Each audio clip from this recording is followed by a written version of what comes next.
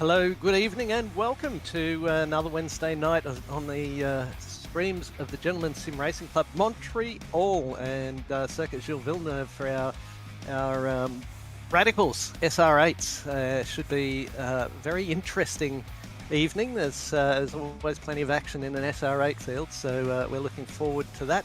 I'm taking over, Grant Gilles taking over from Aidan Schultz tonight, who is overwhelmed by real-world duties this afternoon, so jumping in and filling in, and alongside me I'll have Sam Chapman in the booth, and Josh Zuino from Race Control will be at our beck and call as well, and of course, as always, Daniel Correa-Sarr bringing us the wonderful pictures and the broadcast. So good evening to everyone who's tuned into view, and good evening to our commentary team. We'll toss over to them as we get along a little bit further through the broadcast. Round 6 Montreal Sprint, and we all know Gilles Villeneuve very, very well. Altitude all of 8 meters, and that's because they're uphill a bit from the ocean, but not very far uphill.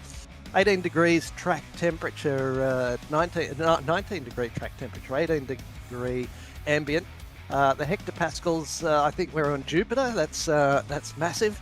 But we'll disregard that until we get an iRacing update. 8:49 in the morning, so very early. It'll warm up as the day goes on, I should think.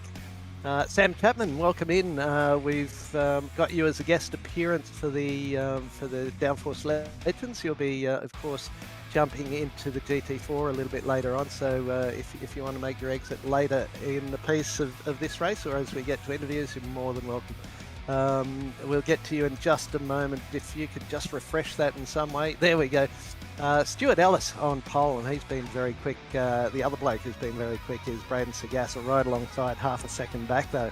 Guy Leach is in third alongside John Merritt. Is a hot field up front there. Nick Fodiatis and Bevan Moyes on row 3. Adam Lavis and Brett Parker on row 4. David Christensen and John Baldwin row 5.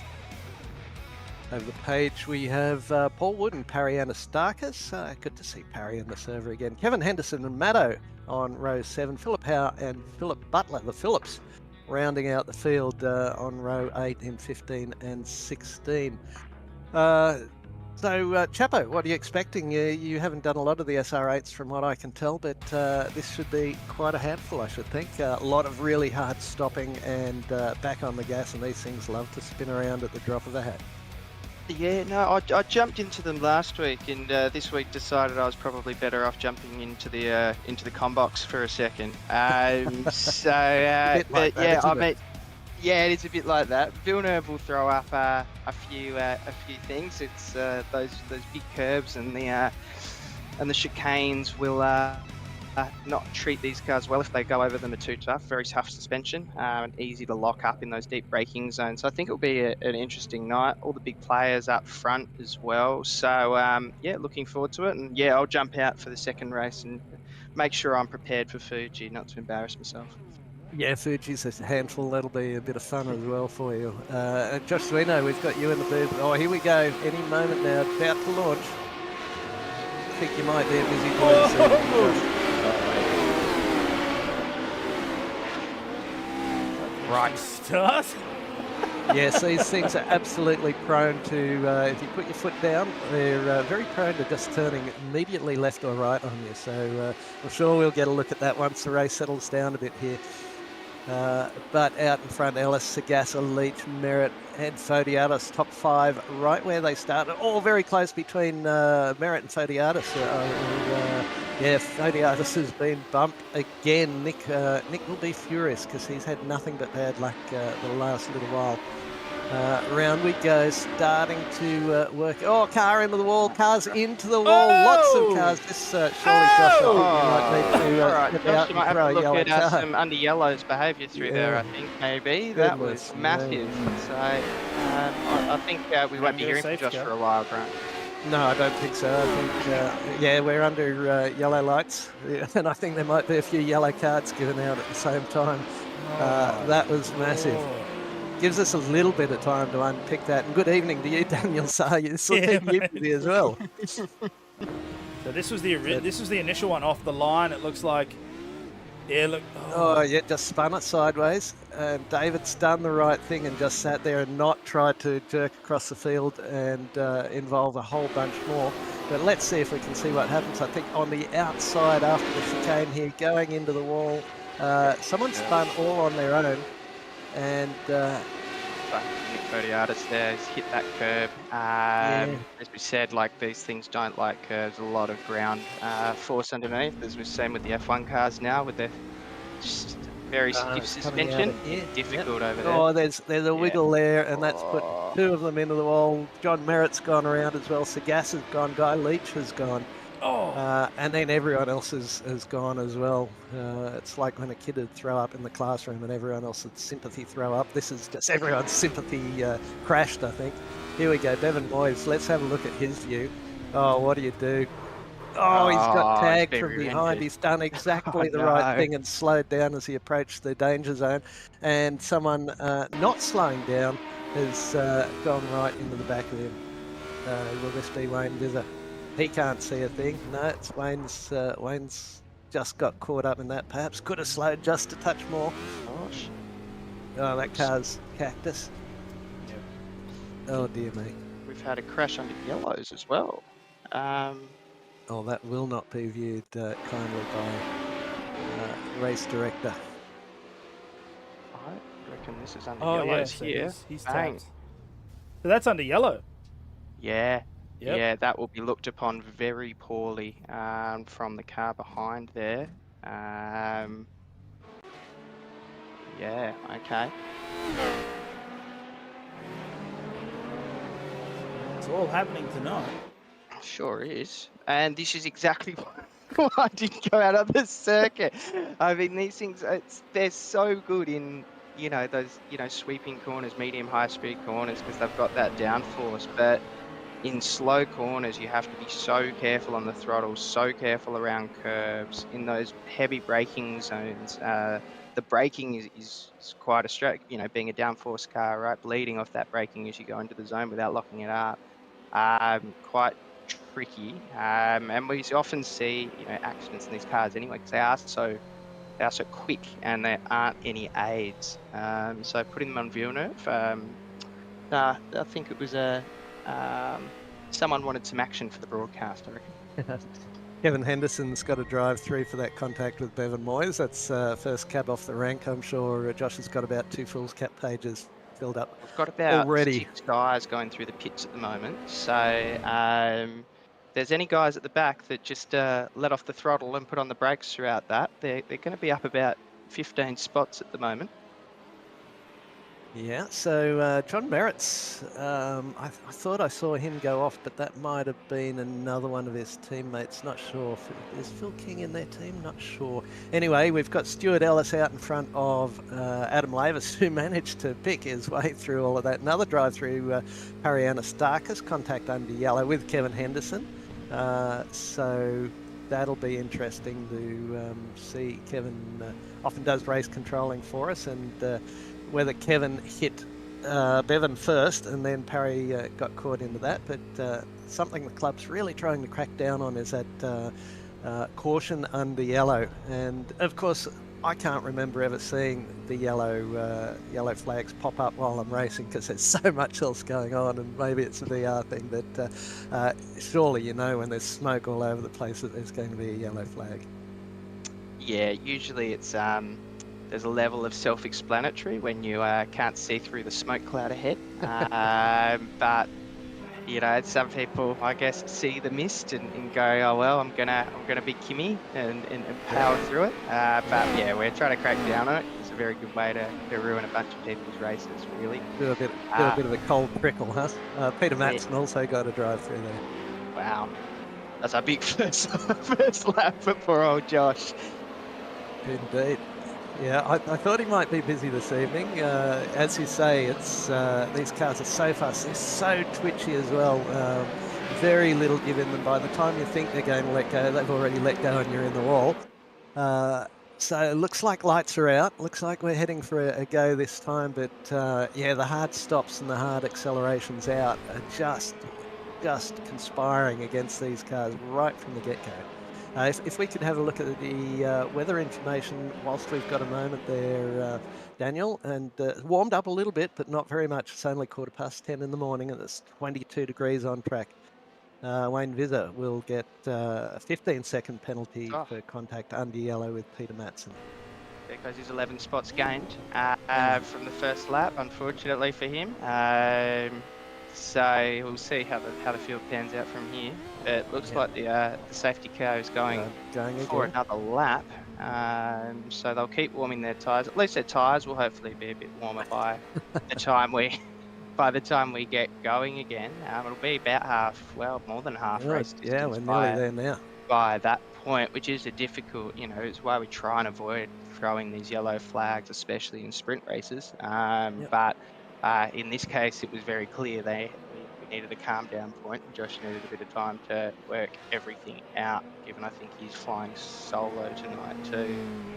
Yeah, and to give the drivers who are unwitting involvements in accidents to at least get in and get out and do their fast repair there. But Yep. Not Aiden, he's the bloke who's not here. Daniel, do you have access to the point score leading into tonight? Might fill up some of this lap for us. No. Safety license, penalty, Wayne Vizzo, caution under yellow with Brett Baker. That's all right. I'll see if I can. Yeah, I just had it up before here, Grant. So Guy Okay. Leach is leading the championship on 2:48, followed closely by Braden Sagassa on 2:44 and Stuart Ellis on 2:36. Then we got Richard Mayer on 2:13, Paul Wood on 200 makes the top 5, and then it's Schweikert who is out tonight for getting too many penalty points. At round 6, he's already gone through his 10 penalty points. Yep, he's pumped through them. So he's on a bit of a good behaviour gone now. So we have to be a bit careful once he gets back. And then it's daylight, 117 for David Christensen, ranked on 111, also on 111 as well, and Laver's 107. But I think most of those guys have done all the races, so we'll see what happens with drop routes coming. It looks like Sagassa's the best placed of all those for the moment. He's in 7th place after all the shenanigans. Up front of though, we'll just run through the order quickly. It's Ellis, Lavis, Merritt, Christensen and Henderson there for the top 5. Henderson carrying a significant penalty, was it 15-seconder, I think we saw, for various indiscretions. Then we go John Baldwin, not Joe Baldwin. Braden Sagassa, Paul Wood, Nick Fodiados and Bevan Moyes. Fodiadis. Paul Wood, caution under safety license penalty with John Baldwin. So looks like John Merritt has a bit of damage on the back of his car as well. Okay, they're off. Excellent. So good exit through there, past the wall of champions, and they'll be flying into the first corner, hopefully with a bit of warm tyres. But it looks like Christensen's already 2 seconds back from this pack, having missed the jump a little bit. So these 3 are out and away. Yes, indeed. That's the drivers behind him will be a bit cranky about that, Sagassa being one of them. But we'll see as we go. We're right on board. We'll go through this little sequence here on board, hopefully, Daniel, and drop a gear. Not too much curve, exactly as you said, Sam, because these things will flip out. Now you've come around this one, that's pretty flat. You see him making some adjustments on the wheel. Big hard braking into here. Compromise the first turn a little bit to straighten us out for the main straight. Not too early. Someone's around again. Who was that? That was Hendo. Hendo gone again. So exactly as I said, too much throttle. Then this big hard brake into here. Normally in any other car you'd be launching over those curves left, right and centre, but these things, ground effect vehicles, that is a big no-no. Another big hard brake. Will he take a launch down the inside? He does. Does he get it held up? He got pulled up in time. Beautiful work from Sagassa. He has got this car absolutely dancing on the end of his toes. And with only 4 minutes to go, Ellis from Maverick, from Lavis, Christensen, and then Sagassa, who we ride on board with.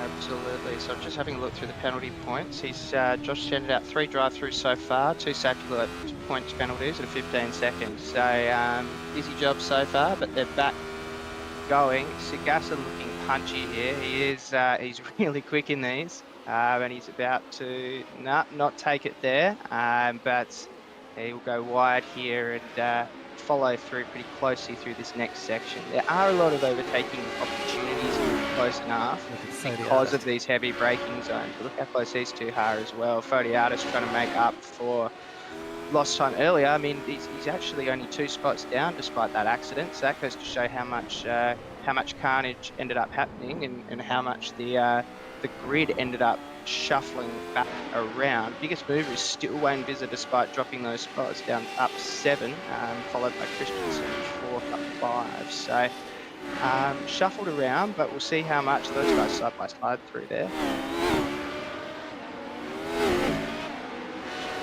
Great memory use. Yeah, Fodiatis is all over the back of John Baldwin. That'll be Christensen, I think. Went down a couple of notches on mine. Paul Wood. That's the curse. You just hear the throttle reach a certain point. It's the Yeah, well, we'll get back to it. Out in front, Stuart Ellis. We'll keep an eye on this. Round it goes. Yeah, just too much speed in. Fourth pedal comes into play. Straightens it up very nicely. And back live. John Merritt sets the fastest lap of the race at 1:30.173. That was half a second quicker than Stuart Ellis, who's got a 1 second gap on him. Christensen has been done by Sagassa already, so Sagassa charging up the field, another 3 seconds up. He's got Adam Lavis, who's up 4 places in third spot. We've still got Nick Fodiatis behind John Baldwin, and that's starting to settle a bit. Oh, there was a little puff of concrete dust as Nick's car hit the wall. Brett Barker, he's got safety license penalty under caution under yellow with John Baldwin on lap 1. I reckon Josh might get this sorted by about the end of race 2. Anyway, coming down 13 and a half minutes. We've got 1.5 minutes to go. Car very slow through there. That was Fodiatis. Looks like he had a little error into that part of the field. Trent Lavis joins us after a monumentally eventful run so far, and that looks like Fodiatis going back a couple of spots. Trent, welcome in. We've got about a minute left on this race. How are you going tonight, and you're looking forward to GT4s? Yeah, good, thanks, mate. I thought I'd poke in and see a couple of guys in here ready to go. So, but I also wanted to see how Adam was travelling. He looks like he's doing really well tonight. Yeah, we've had a massive sequence of blunders in the first lap. We were under cautions for a couple of laps there. Fodiatis having a big dive down the outside of John Baldwin, who switches over to the inside. If he can get it pulled up, he'll stun that beautifully, and he'll get this turned around. And it looks like Baldwin might be under assault from a couple of others. So yeah, Adam 2 seconds back from John Merritt, and Stuart Ellis has just been class above and been able to keep out of all the trouble.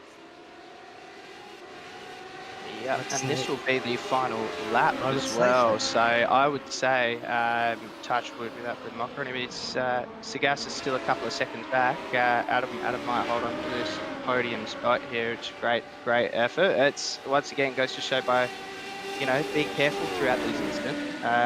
You can often do better than if you stick the foot in it. So, you mean when the yellow flag comes out and says caution, that you should, I don't know, take some caution? Oh, maybe. There's a concept. Oh, look, don't bring your logic into this. Yeah, sorry.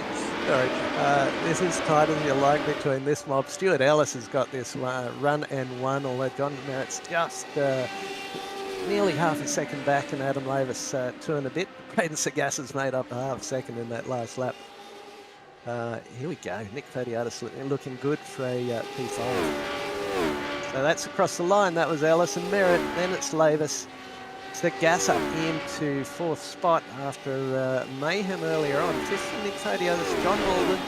Then David Christensen, Brett Parker, Paul Wood, and Wayne Visser is just going to get pipped by Guy Leach here. And of course, Henderson will be next across the line. That's a very slow finishing Wayne Visser. There's some time penalties to apply as well, but nothing for the top 5 as far as I could see. So that looks like a pretty convincing win for Stuart Ellis over John Merritt, has really closed down in that last little bit. Are you having a run in the GT4s tonight, Trent? Yeah, mate. Yeah, jump in Fuji Speedway. It's one of my favourite tracks, so I was definitely keen to jump in and cut a few curbs. Excellent. It's one of the tracks that I've not been able to come to terms with, and it's a very long list of tracks that I've never been able to quite come to terms with. But I'm only a couple of years into my journey, but we'll see how that goes. But as we see, Ellis from Merritt, from Lavis, from Sagassa, then Fodiatis in 5th, Baldwin, Christensen, Barker, Wood, and Leach. Leach will get the invert in the top 10, so he'll be happy for that, because he's quick in these things without any mistake. Then it's Visser, Henderson, Anastakis, Moyes, Matson, Howe, Butler. We didn't have Howe, Butler, or King in there, and there are a number of drive-throughs as well that have impacted that. Maddo went out 6 laps from the end. So yeah, we all thought it would be an eventful evening, and in the radicals, and it certainly is. But good evening, Peter Matson, taking the second race off by the looks of it, or getting ready for GT4s, I should think. Yeah, so Fuji, we're off to the land of the rising sun again, and have they got the last little is it the last little chicane in or out this evening? Chicane is in tonight, so In tonight, that will be, that's a bit tight. That's a section of the track I need a bit of work on, I think. But yeah, otherwise it's an hour, so yeah, it'll be interesting to see how that plays out. I've not been doing any enduros in the GT4, so we'll see who does okay with that. But yeah, first we've got this feature race. That's what it was like when it was in Pace Autogrant. So how are we feeling about the invert? yes, well, we would hope once bitten, twice shy, but we'll see about that. I was just having a quick look at the points for the GT4s, and what is there? There's about 20 points between the top six. Two people tied, you and Dale Sharp tied at the top in there. Then, of course, we'll have a look at that after the break. Let's have a look at the grid. It's Leach and Wood on the front row, Barker and Christensen second row, Baldwin and Photiadis row 3, Braden Sagasta and Adam Lavis row 4, John Merritt and Stuart Ellis row 5. Then we've got Visa and Henderson row 6, Anastakis and Moyes 7. Matson, I don't think will be in there, nor anyone else from there on. Here we go. Oh, someone stopped on the grid. Oh no. Oh no. That's about as far as I got the other week. That's about it. Oh, and he's launched up on the side as well. He can't get out. And that's a very, very injured car. So who was on the front row? It was Leach and I Christensen. believe. So Christensen didn't get away, I believe. Gosh. Yeah, that's so what poles on the left side. So yeah, I think that is it. That's correct. It was... Yeah, so Leach is still there, and the car's taken out. Christensen, Wood, his teammate from Aussie Races. Moyes, Photiadis has lost a lot of ground there as well. He's back to 11th. So this is such a frustrating class of car I've found, and after getting punted a couple of weeks in a row, that was it for me. I thought I'll give those a rest. Yeah, I think we need a bit of training starting these, because it seems like every time we do one of these races, there we go, there's another car around on the pole. That is Tucker there waiting for everyone to go past. We got Josh about to chime in here, Sam. Josh, he's back. Yeah. I was Riders cramp. All right, so this is what it is. That was all 4 boys from the Aussie Races being involved in that start one this evening. Nice. A series of unfortunate events that I can only call an racing incident. I think Woodsy's stalled. Dave's had no time. Like, he has done his best to get around him, but the grid spots are so close, and yeah, it's just a knock-on effect. Oh, was Woodsy on the front row, was it? Or was that? Ah, right. It looked to me like what's caught me out before is you're revving the engine and you're just going to drop it into first as you go, and it looks to me like it just didn't go into first, or else he was arguing with the cat or the dog or something. So it seems to be on. Oh, yeah. It's just spun him. That was with Christensen, so it was Wood in front of that was the issue. Okay. Oh no! Yes, Tony Baker and more carnage. So Woodsy neutral. Oh, he's in yeah, neutral. it hasn't gone in at first because he's had too many revs on it. Oh dear. Oh dear. All right, let's get back to the game. It's not a game, I know, Chris. Guy Leach with a 3.5 second lead over Braden Sagasa. So Sagasa's up 5, Merritt's up 6, as is Ellis. So the boys at the back of the field made a lot of ground already with Anastakis. He's up 7 spots in 6th place, and we're looking at that in the Callum Murray Racing. I always feel like some salt and pepper squid after saying that name. Look at him and Lavis right side by side as they move. Great camera angles. Well done, Daniel Saar, for picking that one up. That was fantastic. And that's a name I just can't say either. They're a pedal manufacturer, aren't they? Huskenveld or something like that. Huskenveld, yeah. Huskenveld, yeah. All right, so Leach, Sagassa, Merritt, Ellis, John Baldwin, right where he started, so middle of the top 10, and he remains there. Adam Lavis up 2, Anastakis up 6 and 7. Vidler up 3 in 8, Fodiatis 9 and Henderson 10. Leach just absolutely shot out of the gun. I thought he might do this because he's between he and Sagassa and Merritt, they're probably the 3 least you want to give a clear run, and with the whole right-hand side of the grid coming a cropper right on the starting line, that's exactly what it gave him. 3.5 seconds lead. Then it's close between Sagassa, Merritt and Ellis, and Sagassa and Merritt will probably work together, and I think Ellis will probably do the same thing to try and bring that gap down. 25 minutes in all. We're just past the 4-minute mark, and we made it this far without a caution. Yellow flags and safety cars, so that's a far better improvement on the last time. And as we suspected, Batson, Butler, King and Howe have chosen not to start this one.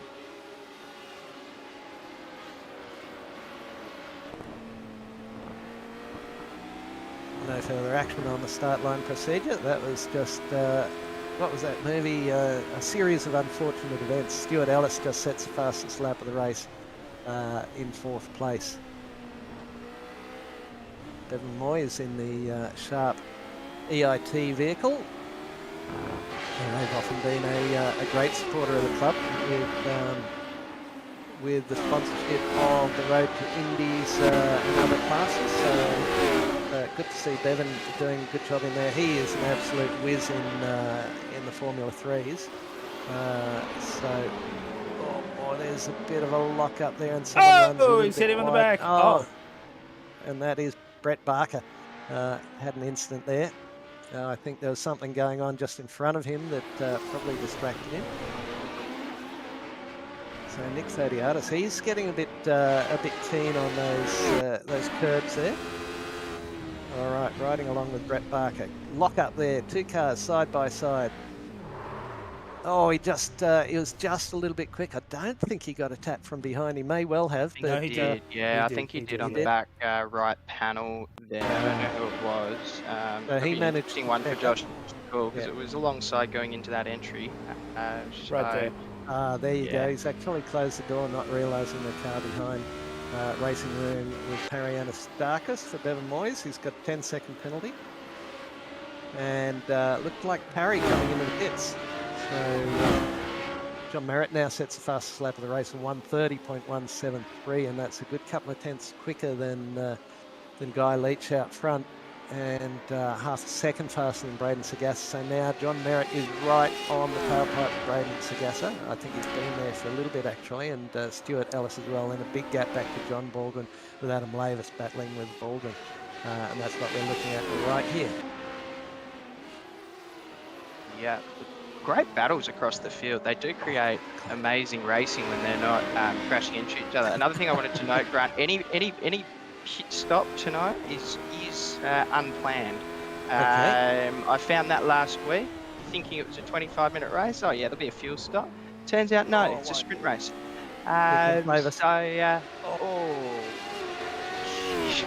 Baldwin was slow into that complex, and I don't think Adam had much time to react to that. And that's exactly the case in these cars. There is no time to react. And now he's picked up the Mercedes spec wing on the back there as well. Got a good old kick to it.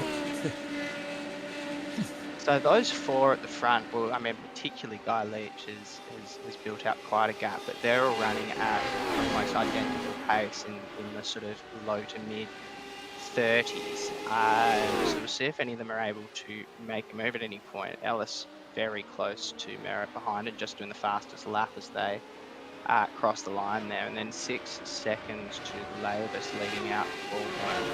That looks like Adam's creating a bit of a gap behind him now, which will be beneficial because it doesn't look like being around other cars is great for your race tonight. Yep. Joe, can I just put it this way? There's been a couple have been sent to the naughty corner already, and there've been a couple of wooden spoons issued as well. I can't read that issue there. Looks like Racing Room, Brett Barker, and whoever that was that he just closed the door a little bit on. Kevin Henderson. Good day. Yeah, and Joe, you'll be unsurprised to know that starting line incident race 2, your mate Paul Wood failed to engage gear before he had. I'll put it this way: the revs didn't drop low enough for him to put it into first, right on the grid, and took out every one of his teammates right there and then. That gap's coming down a little bit. They've got it down 2.8 with Braden Sagassa. Last time round he was 0.3 quicker. Merritt just dropped back a fraction. But he's still well within, as we can see, 2, 3 and 4 zipping by in the blink of an eye. And as we suspected, these guys are just going to play nice until they catch up to Leach and turn that into a fight by 4. And then they might start getting serious. Yes, we have, Joe. All of it's more than once, I'm sure. But it's starting to settle down into a race. We can finally say that. Stuart Ellis still running fastest lap of the race, a 1:30.12. Last time round was a 1:30.293. John Baldwin, this will be a lock-up and a spin, will it? Too much inside curb.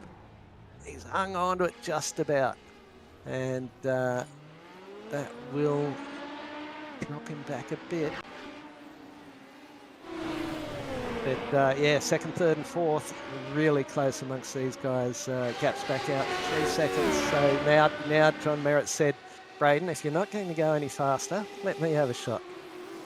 And Sagassa doesn't want to let it go. And this is all this is doing. Oh, and Sagassa loses it. Oh. And Merritt does manage to slide through, and Ellis is tucked right onto his rear wing. He might be up for a little pass into the final chicane in the Wall of Champions. Oh, John's Was there a touch there? It looked like there was a touch, potentially. But this will be interesting. You don't really want to be on the outside here, so he'll pull back in. No, Sagassa went round all by himself back there. Okay, all right. We're looking at the aerial shot, and you could see just gone in a little bit hot. He tried to hang on to it and just overcooked it in, and around she went. Well, we've certainly seen him late on the brakes tonight and pull it up. So, yeah, this must be time's a bit hot, or just a bit hot and heavy. And yeah, but on that note, Grant, so I don't become one of the spinners, I'm going to leave you to the rest of it. Absolutely. And I'll talk to you a bit later in the night. Thanks, Sam. Go well at Fuji. Enjoy the sushi. Oh, I will. I just make me hungry now. Oh, no, you're off to Japan later in the year. Oh, around he goes. Oh, that was John Merritt going round right in front of him. All right, Sam, thanks for dropping in and helping out with commentary for that early stages. That is a most unexpected incident. He's just under pressure yet. He'll just throttle it up a little too hard. Nearly got it back and then didn't. But it straightened up, and he's certainly got the wonky wing on now. And is that suspension damage as well? Maybe not. He's still travelling at not too bad a pace. He'll have Adam Lavis for company very, very soon. And with that crash, all the gaps on the grid are completely blown out. Guy Leach is 4 seconds ahead of P2 and Stuart Ellis, the driver on the screen at the moment. Braden Sagassa is down almost 3 seconds back from him. John Merritt, of course, with that crash, drops down to a 3 second gap as well. And as you mentioned before, Lavis is hooning, and he might just catch the back of John there, Josh Reno settled down a little bit for you? Yeah, mate. I actually getting some food in my mouth at the moment, but no, she's been good. Apart from that start, apart from the start, and it was just a matter of that's what happens. The first lap, I can't do anything about that. Don't expect me to give incidents for that. That's it, and these things are race cars. I know they don't turn on a dime, so unfortunately no one can dodge anything. Correct. No, we've had some good racing here, and I reckon Adam Lavis's eyes will have lit up a little bit when John Merritt had that moment in front of him, and looking at his rear wing, he'll be thinking, oh, it could be something on here as well. But John's still got good pace, 2.25 seconds in front of Lavis. Fodiatis 2.25 behind Lavis. So we'll see how that all works out. Braden Sagasa's had a moment because he's just dropped down behind Merritt and Lavis. So coming into the hard stop for this chicane, just on the exit, that's a lot of curb on the inside there, and that's a very sad little SR8. He's got the matching wing, the pigeon pair for John Merritt, and the car in front of Merritt. That's John Merritt in front. So now Lavis is looking pretty good. 1.8 seconds on Merritt, with Sagasa having dropped well down to 7th place. Nick Fodiatis having a good run this time, up 1 spot in 5th in the Bailey's Ladders outfit, the blue, white and red behind there.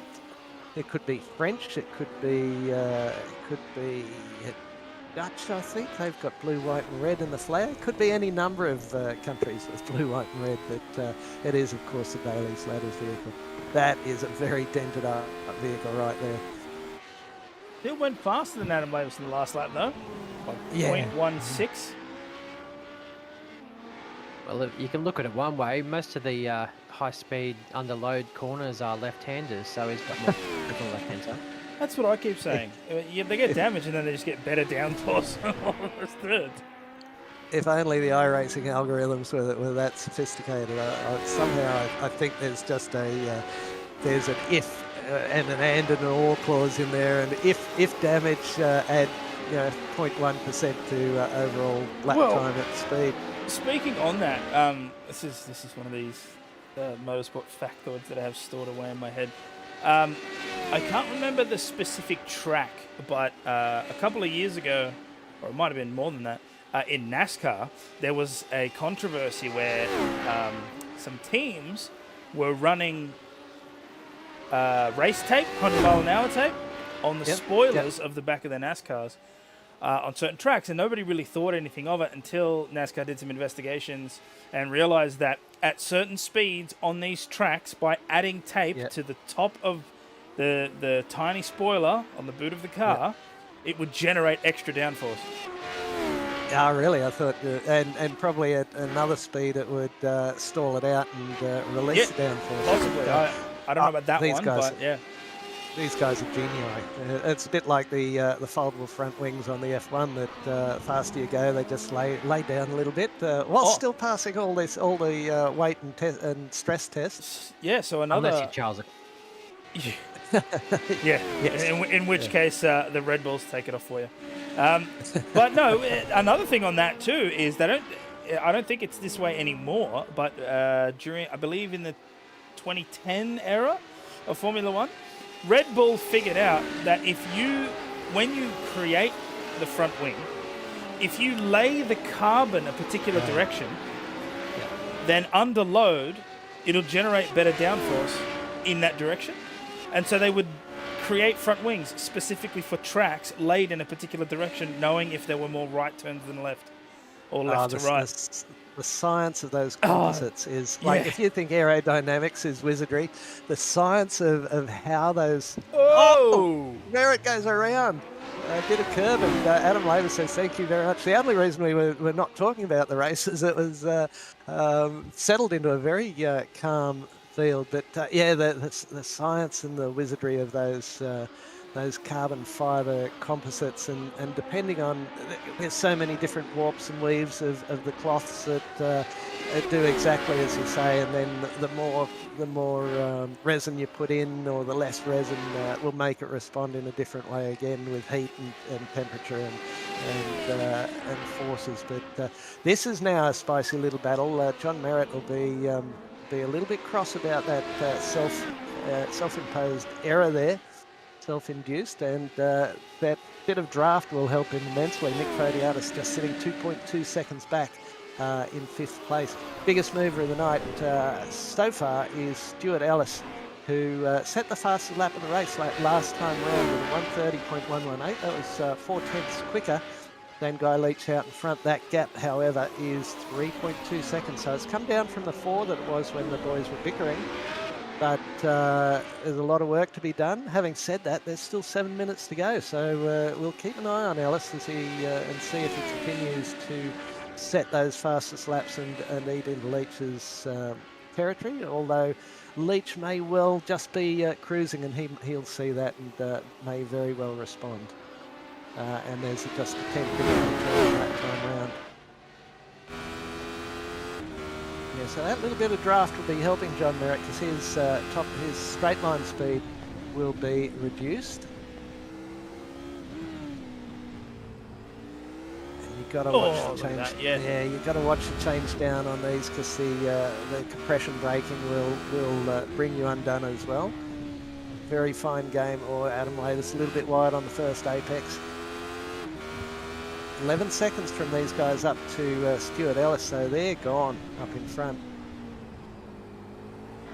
John Merritt just has a wizardry with his brake application. He's just incredibly good at these sort of vehicles. And just about anything else he hops behind the wheel of as well. Well and truly earned the nickname Hot Lap. Yes. Absolutely rapid. And unfortunately sometimes doesn't go right, as is evident by the shape of his radical SR8. But even so, still 0.4 to Lavis ahead, and he's doing a good job staying in the draft, but I have a sneaking suspicion that he's having severe handling issues with that car, and so, especially on the lefts, it looks like on left turns, it is not agreeing with him, and that rear end is stepping up quite harshly. So right now he's using the draft to mitigate. He's not afraid to get close though. No. But he'll run wider on the left turns than Lavis will. So you'll notice the rear of that car, because obviously you have the temptation. You just want to put your right foot to the floor as fast as possible. But when you've got possible suspension damage and handling damage, it gets way more touchy. And so he's obviously having to mitigate that. But doing a great job at the moment, though, chasing down Lavis here. And definitely a hard job for Adam ahead. Yeah, I wouldn't be at all surprised last lap to see a lunge down the inside from Merritt. I don't think he'll try and get past him in the interim because there's nothing to be gained, one spot. And if he can do that on the last corner of the last lap, he'll be happy. But that time round, it was another 10th of a second from Ellis to Leach. So it's down to 2.7 seconds, 2.8 seconds.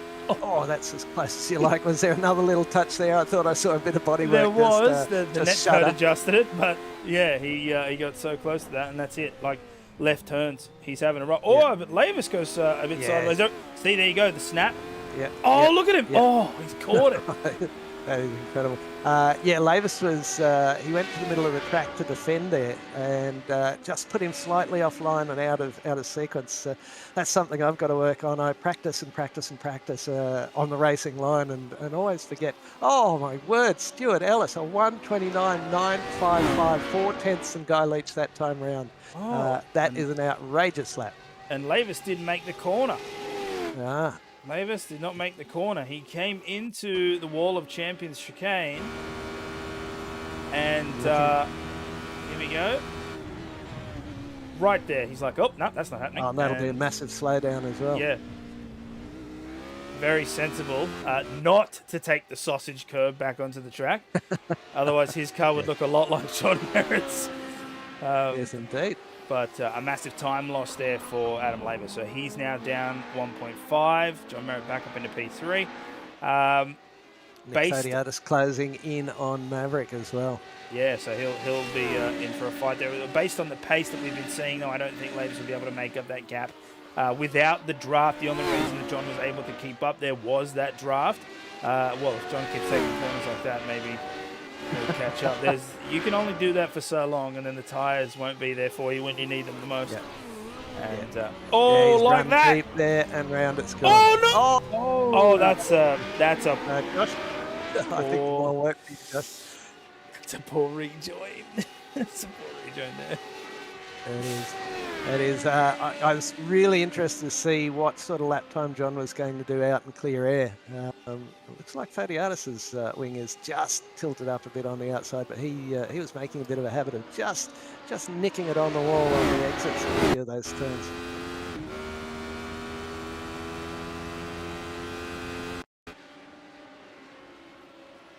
We got Christensen. Ah, yes. Too much curb, too much welly. Oh, And he over on your left. flipped the car. He did indeed. Unassisted as well. Completely unassisted. All right, Fodiatis right with Merritt. Merritt right with Lavis. This will come down to it because we've got 1.5 minutes to go. We'll have to see. What are we doing? We're doing 1:30, so you'd have to think this will be coming up to the last lap because Guy Leach is at 15.5 laps currently. He's at the hairpin now, so.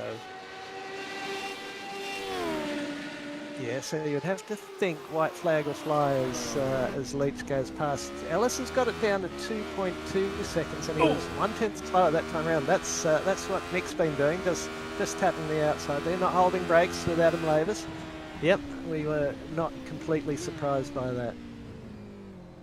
Adam's starting to struggle under pressure there, just to optimise, and as we've heard the top drivers say so often, that you think you're going to make up a lot of time in the fast corners. Oh, look at Merritt all over him, but you actually make up the most of your time in slow corners if you can be quicker. Pressure on here. Let's see how Merritt holds it, pulls it up. And Fodiatis will just be sitting here going, play your games, boys, play your games. I'm ready for a third place here. I'd love a podium. Will Merritt dive for the inside down through here? Yes, he will. Will he hold it in there? Lavis gives him plenty of racing room. Round we go. Fodiatis right there. And Merritt gets that one away because that's a right-hand turn. Oh, side by side going into here. And Lavis does let him by. Last lap, I'm pretty sure we'd be on.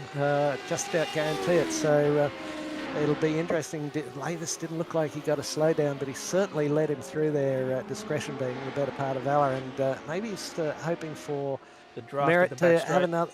Yeah, but look at Fodiatis now. He wants to have a crack at Lavis as well. So now Adam has to defend down into here.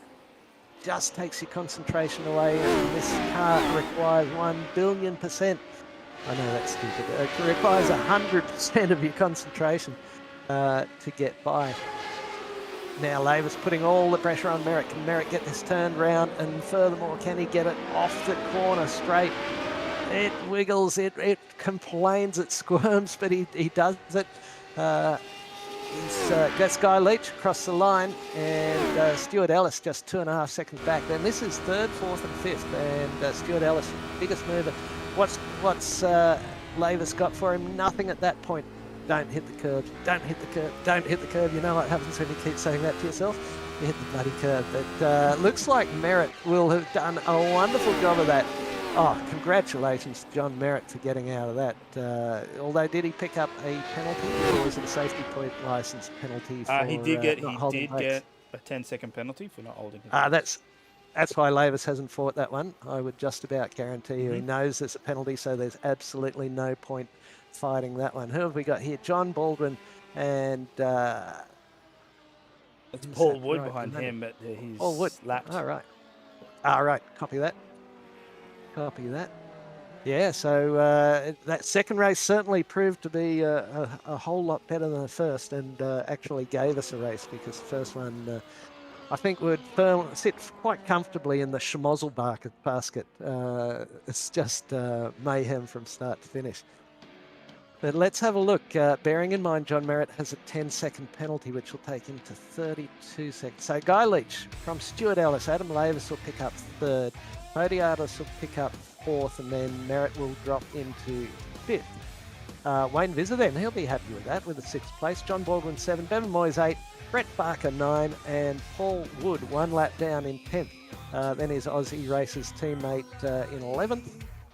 Braden Sagassa, we didn't see much of him after and he dropped out 8 laps.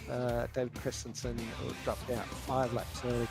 I'm not even going to try and do the Zaculations to see where that goes with qualifying distance, but then we had another bunch of boys, Henderson, Anastakis, Matson, Howe, Butler and King, all choosing not to proceed.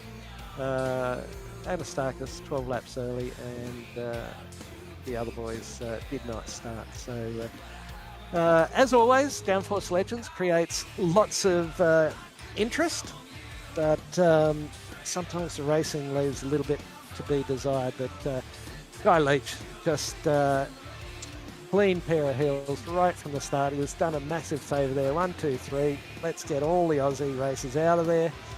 And 4.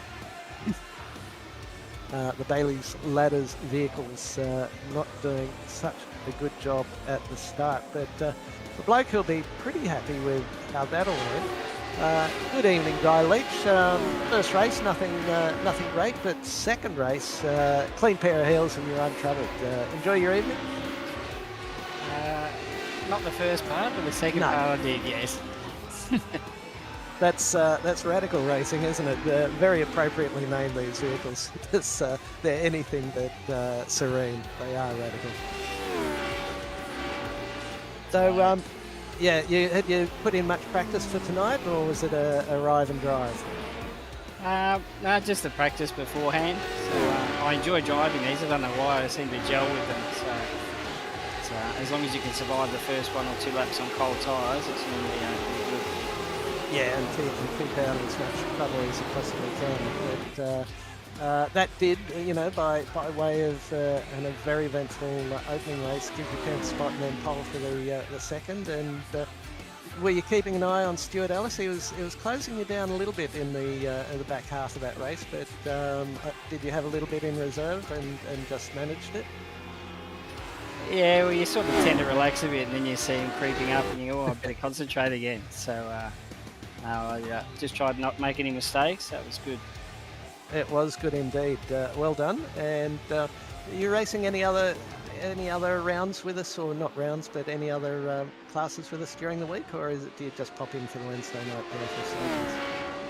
I'll sometimes try and do some of the Formula Ford and all the Porsches, but yeah, generally just the radicals at this stage. Copy that. Well, that'll help your points. I think you're leading coming into tonight, and your main protagonist, I think, is Braden Sagassa. So you'll have eked out a bit further lead on that. So well done to you. Cheers, thank you. Daniel, have you got upcoming rounds, or should I just consult my? Yes. Well, let's have a look and see what's coming up. So round 7, Circuit of the Americas. What do you make of that, Guy? That should be an interesting one. Yeah, that'll be tough in these. It's got those silent policemen in between those chicanes. So if a radical hits one of those, it'll be off to the moon. It will indeed. The West Course, so it's not the full track, but I imagine it still involves the Suzuka curves or the Silverstone curves that they've got in that track. Let's borrow everyone else's best bits and put them in our track. And did I see Lime Rock Park in there, Daniel? Yep. Sorry, if you could just pop it back up. New Hampshire Road Course, Lime Rock Park and Road Atlanta. So Lime Rock Park will be an interesting one. There'll be plenty going on there, I should think, Guy. Yeah, well, that's another one with high curbs. So the radical doesn't like high curbs, so you've got to be careful. Yes, and there's the jump onto that little short back straight as well. So there'll be cars going around left, right, and centre, I should think. But well done to you, sir, tonight. That was a great outing, certainly for the second part. Unfortunately, we didn't see much of it, but I'm sure the Injectors online racing team will be very proud of your efforts out there, and wish you well going forward. Yeah, hopefully I'll get a free coffee in the morning. Thanks, guys. Good on you, mate. Well done. Stuart Ellis, welcome into you. It was an interesting back half of that race. You had the bit between the teeth. Was it the fastest lap on the final lap of the race? Yeah, I was trying to catch Guy. He's done this a number of times. He gets out in front and just sets really good quali laps, and he's hard to chase down. And in these cars, it's not how fast you can drive, it's how fast you dare, because they bite you. You make any sort of mistake, you clip a curb, get a bit of a bounce on, and around you go. And we saw, you know, a few people get bitten tonight. And I was lucky to dodge a couple and stay out of trouble. Yeah, it was early on. Brett Barker in turn 2 there, and then John Merritt had a moment in front of you. I think a fairly substantial moment in front of you there, which you might see needs and requires some assistance to get out of your seat. I imagine the pucker factor was quite high. Yeah, I think so. It was hairy. So I was trying to track Guy down and just at least put a little bit of time pressure on him, but he managed that extremely well and made me take all the risk, and just done it a number of times. So wouldn't expect less from him. So it was a great drive. It was indeed, and the boys behind bickering with a bit of damage as well left you 19 seconds to the good, so you certainly didn't have any pressure from behind. Sometimes self-imposed pressure is the worst sort. Yeah, I'm pretty good at doing that too, so I was lucky to get through that tonight. I've done that in just about every race, had a big slide and cost myself some places, so tonight was clean for a change. Yeah, what was race 1's result for you? It was pretty handy, wasn't it? Yeah, I won race 1. I got a bit lucky Yeah. at the start, and the safety car, and just managed to get away. So That's right. Yeah, and that seems to be the way these things run. The minute you start having someone or having to think about someone, I said during the coverage, these cars really do require just about 100% of your concentration. The minute you start looking at gaps to cars behind or looking in the mirrors, that's when you can really come undone, isn't it? yeah, that's right. I totally agree. All right. Well done. I haven't got the points available to me, but I should imagine you're well and truly up in the point score coming into tonight, so that'll have done you no harm whatsoever. Yeah, it's a tight battle at the top, so I'm up close, but I think by the time the drop rounds come in, I might drop back a bit. We're consistently in the top 5, and some of the other guys have had really bad rounds, but better, good rounds than me, so they'll probably jump ahead when they come in. But I'm doing my best. I'll see how we go. That's all you can do, right? That's it. Because the drop rounds favour those who do have some bad rounds, and you in effect lose more points because you've been consistent. Anyway, we'll see how we go. I don't even own Circuit of the Americas yet, so we'll see what next week brings. Could be a challenge. Indeed. Well, thanks for popping in. Great racing tonight. Enjoyed the Hobbs vehicle out there, and we look forward to seeing you again. Are you? I don't know if you've been doing any of our other series. No, I'm not. I'm just a Wednesday night regular at the moment. Just a Wednesday nighter. All right. Well, we look forward to having you back in the server next Wednesday night when we do travel to Circuit of the Americas, and we thank both you and Guy for popping in and having a chat this evening. We'll be heading off to Fuji Motor Speedway for the GT4 a 1-hour version of that tonight. And we will be going to a break very shortly. I might just thank our sponsors as we roll through here. Do you have those set up as a slideshow? Yes, we do. Flash Graphics. I actually got the opportunity to run the Flash Graphics Commodore on Monday night in the Super 3s for the broadcast, which John's eagle eye spotted fairly rapidly. So thanks to John Simpson and Flash Graphics. M-Wave, we have an affiliate link on the Facebook page and Discord, so if you want to pick up something new, something shiny, something with coloured lights, or even a really comfy seat, go and see M-Wave, have a look through their online store and sort something out, and use the affiliate link because that does give the club a small kickback to help us with the running of these events. Login Systems, we've got an Enduro coming up very, very shortly, I think. Maybe even this weekend. This Sunday. Yes, so Login Systems bring us our Endurance series, and we thank them very much for their participation in that, which avails us of a broadcast. Orbic. Orbic is company Pete Matson's working for, and they're IT and more kind of hardware related as well, phones and tablets and laptops. So if you want something specialist made and it's not coming from our Eastern friends, check out Pete Matson and see what he's got to offer you there at Orbic.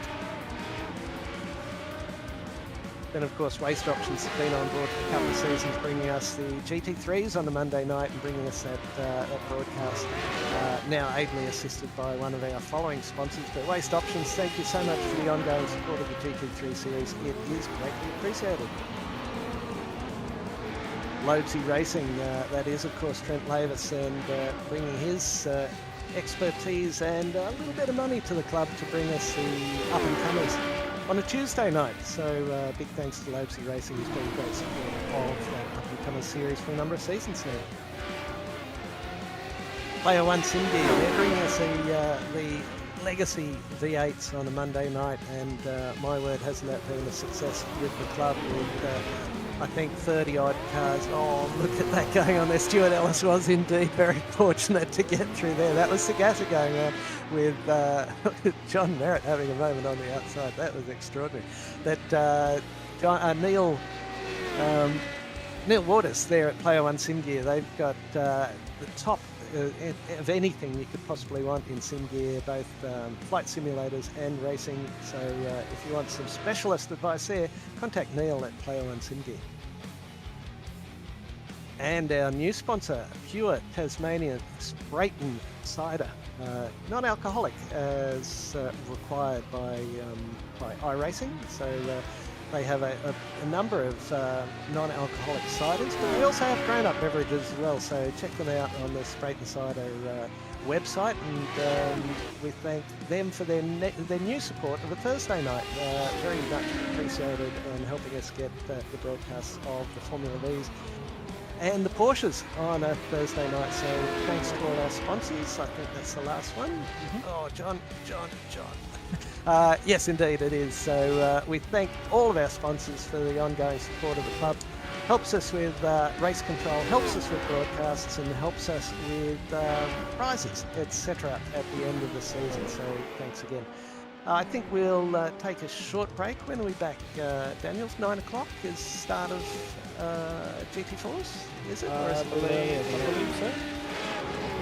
Let's have a look. Yeah, we've got the hour-long version tonight, and it is 9 p.m. So we'll take a few minutes break here and get our breath back and look forward to the GT4 Challenge for Orbic from the Fuji International Speedway for a 60-minute expedition.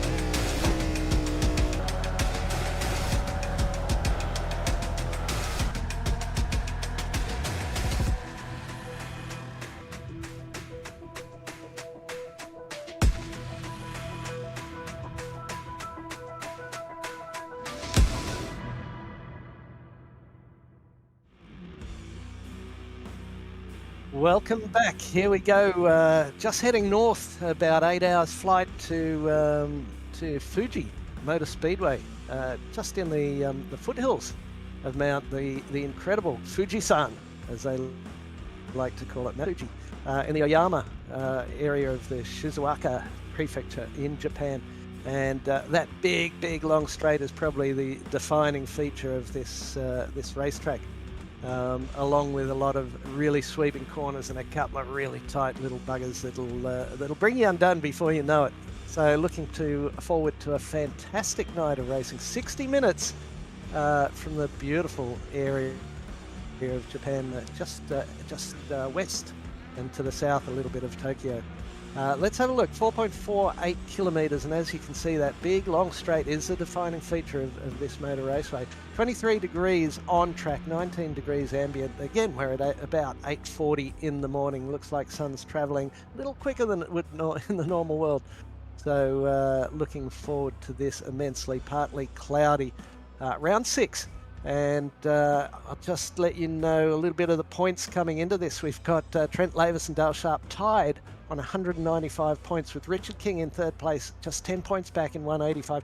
Michael Hammond and Paul Wood are tied in fourth place on 172.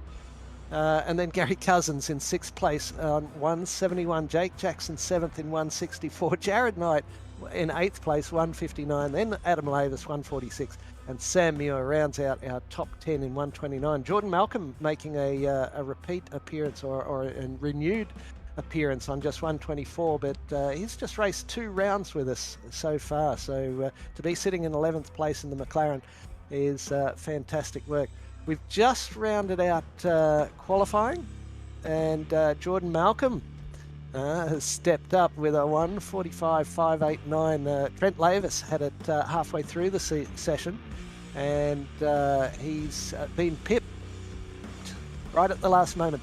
Jordan Malcolm's last lap picked up that 1:45.589, just 6/100ths in front of Trent Lavis. We'll see all these details. Sam Chapman picked up the third, Jared Knight fourth, Gary Cousins fifth, and Mikey Hammond sixth. So we'll see all of that very, very shortly. This looks like 98. That'll be Paul Wood.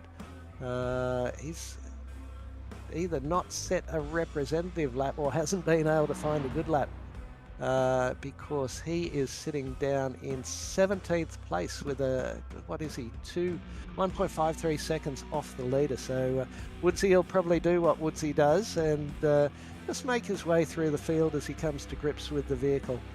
Looks like Wayne Visser, he's just finishing off a lap, I think, but that will have been after quali has finished. So that looks like Viz just going across the line now, picking up that flag. Daniel, looking forward to a fantastic night here. Looks like we'll see what time and what track temp we've got for the races that switches over, but should be a really interesting evening with that massive draft down that main straight. Yeah, it should be. Fuji's a really good track for most disciplines. It's one of those tracks where, how am I going to put this?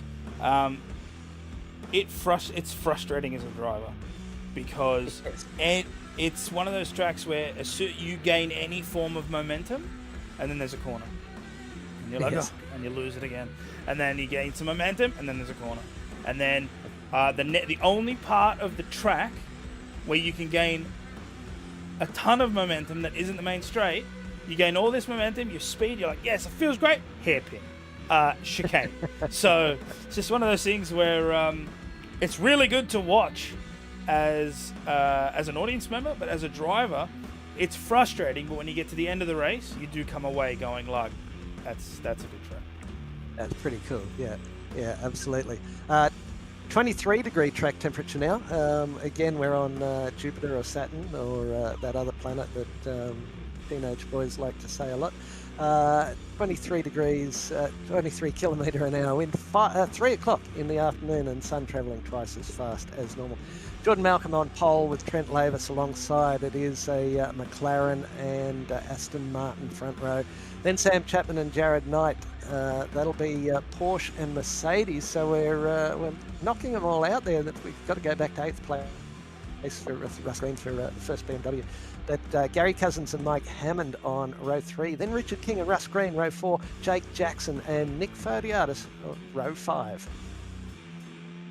Then we have Kurt Chapman and Adam Lavis, row 6. Dale Sharp, also in the BMW, yes he is, alongside David Baz on row 7. David Christensen and Jeff Adams, row 8.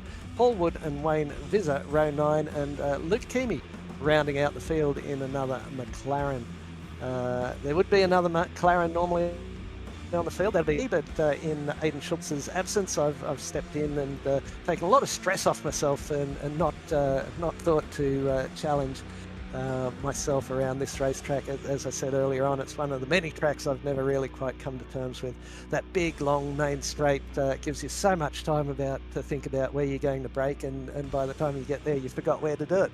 But here we are, we're about to roll out, and we will have a pretty short, sharp rollout, and we are using the little chicane, which we'll just zip around here in a moment as the pace car heads away. Jordan Malcolm winding that McLaren out, up and wringing its neck, saying to the boys off air that if it wasn't for Jordan Malcolm, I reckon Luke Keamy and I would be able to get a little bit more ballast taken off the McLaren because we're so uncompetitive in it. But he goes and ruins the whole thing. But this will be interesting as we get into the race. Josh Zwino, you finished your speech. Looking forward to a quiet night, or do you think there might be a bit of action? I think she's really sharp at the top end. She's, yeah, it'll be an interesting first few laps at least, and then we'll settle in hopefully and let the boys do their thing. Yes, indeed. Getting a bit toey there, some of the boys starting to close up the gaps, but there's big gaps going further back. Let's see what Jordan chooses to do from pole position. Will he shoot off early? I suspect he'll take it right to the line before he gets going, so that no one gets too much of a jump start on him with the toe. So a long way before the safety car, in fact, pulls off, which is about to do very shortly. And then it's a matter of knowing where the control line is on this track, and may very well be that red one that we see there. But we'll have a look and see what they do by way of getting going. He's holding them right up, and everyone's there. It looks like he might have the foot down. Indeed he has, and he's got a great start there, nice and clean. Lobesy drops in behind him, and then Chapman and Knight tuck in behind as well. All the cars safely away, which you would expect from a rolling start. But look at Knight. Oh no, there's going to be a touch. Michael Hammond very close. Great racing. Sam Chapman does get a little bump from Jared Knight. There might be a bit of a request of Josh Zwino's time there, but looked like lap 1 incidents there. Trent Lavis has got by Malcolm in that leading section there, so might be a little bit of a ploy of Malcolm to tuck in and save some fuel, but we'll see how that goes. Jared Knight up 1, Mikey Hammond up 2 with that big late deep dive into turn 1. Looking at Gary Cousins just on the outside and coming to terms with it. The red vehicle will be Kurt Chapman. He's another really aggressive driver out on track. You never want to see him in your rear vision mirror because he will just pester you until you either let him by or he finds a chink in your armour. Looks like Adam Lavis has dropped down 1. Jake Jackson has dropped down a couple. So setting up through these long sweepers, a little bit of Circuit of the Americas-ish through there. There's a really wide track, and you have to pick your own lines through there, and not much in the way of braking markers to really work off. Very much a feel as you get around these sectors of the track. And then the entry on the final straight, take a tighter line, take a wider line, wind it up on the exit. Don't hit those sausage curbs on the outside, because that will be all sorts of mischief. But here we go, across the line. That's Lavis with half a second lead. You'll see that lead come down pretty quickly with the draft. If Malcolm here it starts to take into account, it's dropping down to 4/10 as they get down there. Jared Knight in 3rd, Michael Hammond 4th, and Sam Chapman dropped back down into 5th. Hammond defending defending big time into there, and Sam Chapman now has Russ Green having a big long look at the inside of that. Look at Jared Knight right on the back of Jordan Malcolm. He wants him to go a bit quicker, and he's not afraid to give him a little hand in the back by the looks of it. Part number 378152, I think the part number on that Mercedes bonnet and grill there.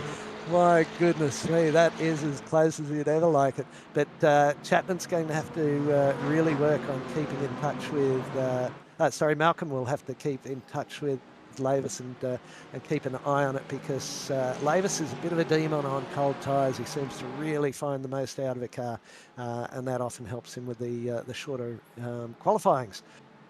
But all within a second of one another, all the way back to Richard King, with Gary Cousins just a second behind there. And then it's all tight as you like, all the way down to 17th with Wayne Visser and Luke Keamy just dropping off. And Paul Wood back in 19th spot, still trying to come to terms with this track.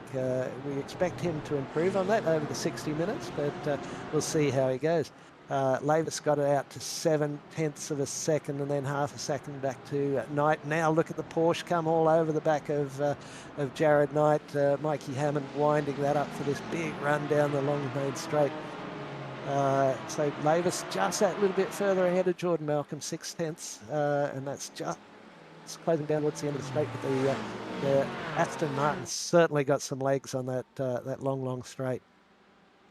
Yeah, single file. Go, Daniel.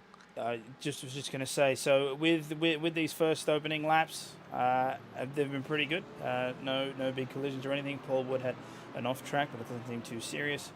Currently down 2 positions there in the P9. I say that. Something's going on. Nick Fodiatis, Jake Jackson. I think spoke. You did. You didn't even cut to them. Oh, dear me.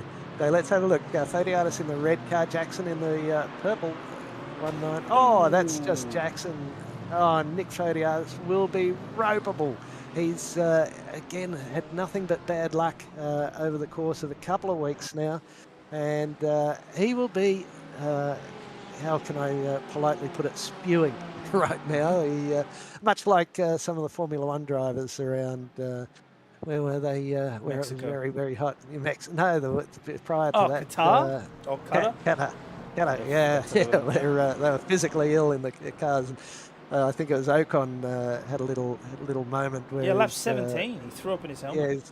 Yeah, and I heard him say afterwards, at that point, I knew it was going to be a really, really long race. Yeah. I should think that would be this. Yeah, there's a reason why they went to Qatar in the winter for the World Cup. Yes, yeah, absolutely. Even then it was hot as Not that there is a winter, it's just less hot. Yeah, probably a little less humid, but that lead out front holding at 6/10 of a second. So Jordan Malcolm now getting the car starting to come in under him. Jared Knight right with him and Michael Hammond as well. Let's see, it's Gary Cousins has made up that 1 second lap. Malcolm sets the faster lap of the race that time round. And now Chapman is the gap in the field. No, Gary Cousins just over a second. Oh, here we go. David Baz having a big move on Adam Lavis. And will he get it done? Will he be able to hold it up? The Porsche very strong under braking. Adam Lavis will tuck in and see what he can do over the course of the rest of the lap. Paul Wood's got by Luke Keamy, so Luke Keamy, a slow lap that time round, obviously had an off track or something go awry for him. But that gap out in front really closing down. This is close. Adam Lavis all over the back. This track will really show up the different strengths and weaknesses of the cars. Porsche very good at change of direction, very good under brakes. The Aston clearly got a power benefit, I should think, and close it right up again, as you can see. So we'll see how that goes. Jake Jackson, 10-second penalty, contact with 99. That won't assuage any of lost his name. Any of Nick's discomfort or displeasure with the circumstance. I always find someone puts you a dozen laps or a dozen seconds back and they only get a 10-second penalty, but that's the way motor racing works. We see it all the time. That gap just opening up a fraction, 7 tenths, 7.5 tenths out in front. Jared Knight still sticking right on the back of Jordan Malcolm. We know Jared doesn't mind saving a bit of fuel in a circumstance like that, but Big Merc tucked in behind the little McLaren there. 6 tenths it comes down, 5 tenths again, so they can stay in touch down the main straight. And fastest lap set each lap of the race so far, 1:46.252 for Trent Lavis. A 3:36 for Jordan Malcolm, 2:75. So all very, very close. And Sam Chapman right in there as well. But he's just got a little bit of a gap, 1.25 seconds now. It looks like he might have had a moment at the end of the main straight that's just opened that gap up. And he's right on the border of having the draft there. Yeah, so that's obviously going to be a disadvantage for him. He's not going to be able to use that draft to keep up. The draft's not as crazy powerful through the slower parts of the circuit. So, and there's plenty of places for these drivers to get things wrong. A ton of tight corners and hairpins where they can brake late, especially the one at the end of turn 1. But one of the things that plays in favor of making this such a great racetrack for racing is not only do you have the drastic momentum changes throughout the lap, but you also have the undulation. So you go down the hill when you come out of turn 1 and all the way through the first and second sectors, and then as you come to the hairpin chicane at the back end, you start to go up the hill. And what that causes is, as you get to this section, which our drivers are at right now, Jared, not on your screen, it's hard. You actually have a blind left-hander coming onto that. So you have to try and extend as far out to the right as you can to keep the arc and your minimum speed and corner entry. But you can't see. If you have triple screens, you might be able to see it. But if you're a single screen racer, it's hell. You have if you've to. got VR, you've got a hell of a sore neck. Right, exactly. So this is one of those tracks where the reason why it's so heralded is because there are so many challenges that get thrown at you. And that'll become very, very apparent over the course of 60 minutes. We are only 9 minutes into this race so far. We've had a couple of shunts. It looks like Mikey Hammer Time Hammond also had a shunt earlier. We'll quickly jump on board and see what that was. So this is coming to the hairpin chicane, I believe. He took too much curb. Yeah. Yep. Oh, that's a rapid rejoin. Well, he avoided everyone, so I suppose big that's slowdown on the back okay. Yeah. Yeah, no one, by the looks of it, was inconvenienced. Having said, Sam Chapman must have done something at the end of the main straight. He set the fastest lap of the race that time around, only a couple of hundredths faster than Jordan Malcolm, but he certainly was in it, and that gap's down under a second again now. So the Porsche really reveling in the back part or the middle part of that lap. That gap out front, 8 tenths, then 4 tenths to Jared Knight. So a little bit wide there from Malcolm. And again, where do you find your turning here? He's so close to that bollard there. And now, where's our apex? Where's our apex? Where's our apex? There it is. Oh no, I've hit it too early and I'm going to run wide. Or I've hit it too late and I'm going to run shallow. But those gaps closing down again. Russ Green, back in 5th now, 2.5 seconds back, and that's the first gap. He's got Richard King all over the back of him. Looks like Sam Chapman's looking for some clear air there. He's trying to cool the Porsche down. Sets that lap again, 1:46.058. So he really did push. And those past 2 laps to catch back up to this pack, and has done so as Richard King just overtakes Russ Green there for P5. But wow, Sam Chapman, 1:46, almost a 1:46 flat, and he's back to this front. So it's become a front 4 now, and I'll be curious to see if he can maintain that over the next couple of laps. But if you're Jared Knight, you're probably a little angry because you get so close to the back of that McLaren, but it seems like you just can't get that extra step. Yeah, I think that lap from Sam was all of 1,000th of a second quicker than his previous one. I think he was 0.60 or 0.64 or something like that. But you're talking about the exit of that turn 1 that's downhill and tightens as well. And once the tyres start to get a bit tired, don't be surprised to see a couple of cars losing the rear end on the exit of that turn one as it widens out. That's very, very commonplace for me to go off, certainly. The guys up front won't be doing that, but maybe some of the boys a little bit further back. And another do. thing to jump on that point is that's where you can start to see the characteristics and examples of drivers that are very, very in tune with their cars and drivers who are driving on memory. And what I mean by that, just to elaborate, is what you'll notice is when a person is in tune with their car, their braking and their throttle application will change over the course of the race as the car wears, as the tires wear. So you'll know that you don't have the same amount of grip going in on the 40th lap than you do on the 4th lap. And some drivers, what they do is they train themselves to get into a routine. So they go, this is my brake marker, this is where I turn, this is the speed I want. And unfortunately, for those who do get to that point, sometimes they forget to take into account a car if they're following a car closely. Or if the tires are worn.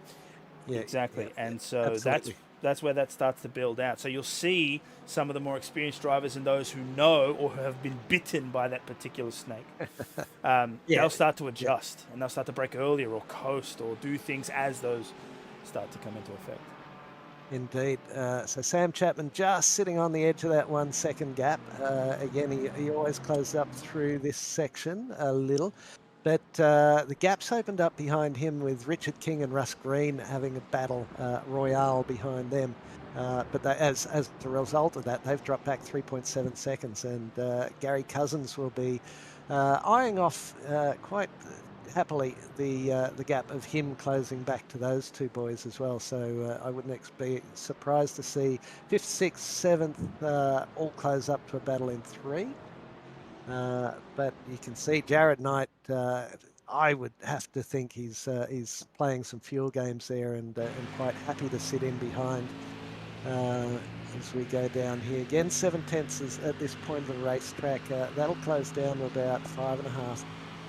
Sam Chapman now within 8 tenths, but he seems to struggle a bit on the exit of turn 1. It's down to 0.75 at this point for Sam Chapman. And as he comes out of there, that's most likely going to climb back up. No, he's had a really good exit that time round, so he's nailed all the things he wanted to do at that point, and he's now right with them. That's 6 tenths of a second down from about double that last time round. And as I said, Gary Cousins now right on the back of Russ Green and Richard King. So really, really hard to get away on this racetrack because of that big long draft of the main straight. Hammond, Hammond's sitting 4 and a bit seconds back from Gary Cousins, so he's not been setting the world on fire with his lap times go. No, he obviously with that spin earlier on, and it looks like David Bass has also had an incident there. He's dropped back down to 14 where he started this race. But yeah, Jared Knight, I think he might be onto something with the fuel saving. I'll jump on board in car so we can get a better hear audio from the engine as they come down the straight, because I think he's lift and coasting already. He's using the draft from Jordan Malcolm to his advantage because he gets incredibly close on the hairpins and some of the sharp turns, but he doesn't do anything to get a move. So we'll jump on board and we'll just have a listen to that engine and see if he's braking immediately or if there's a coast, and then we see the car dip down.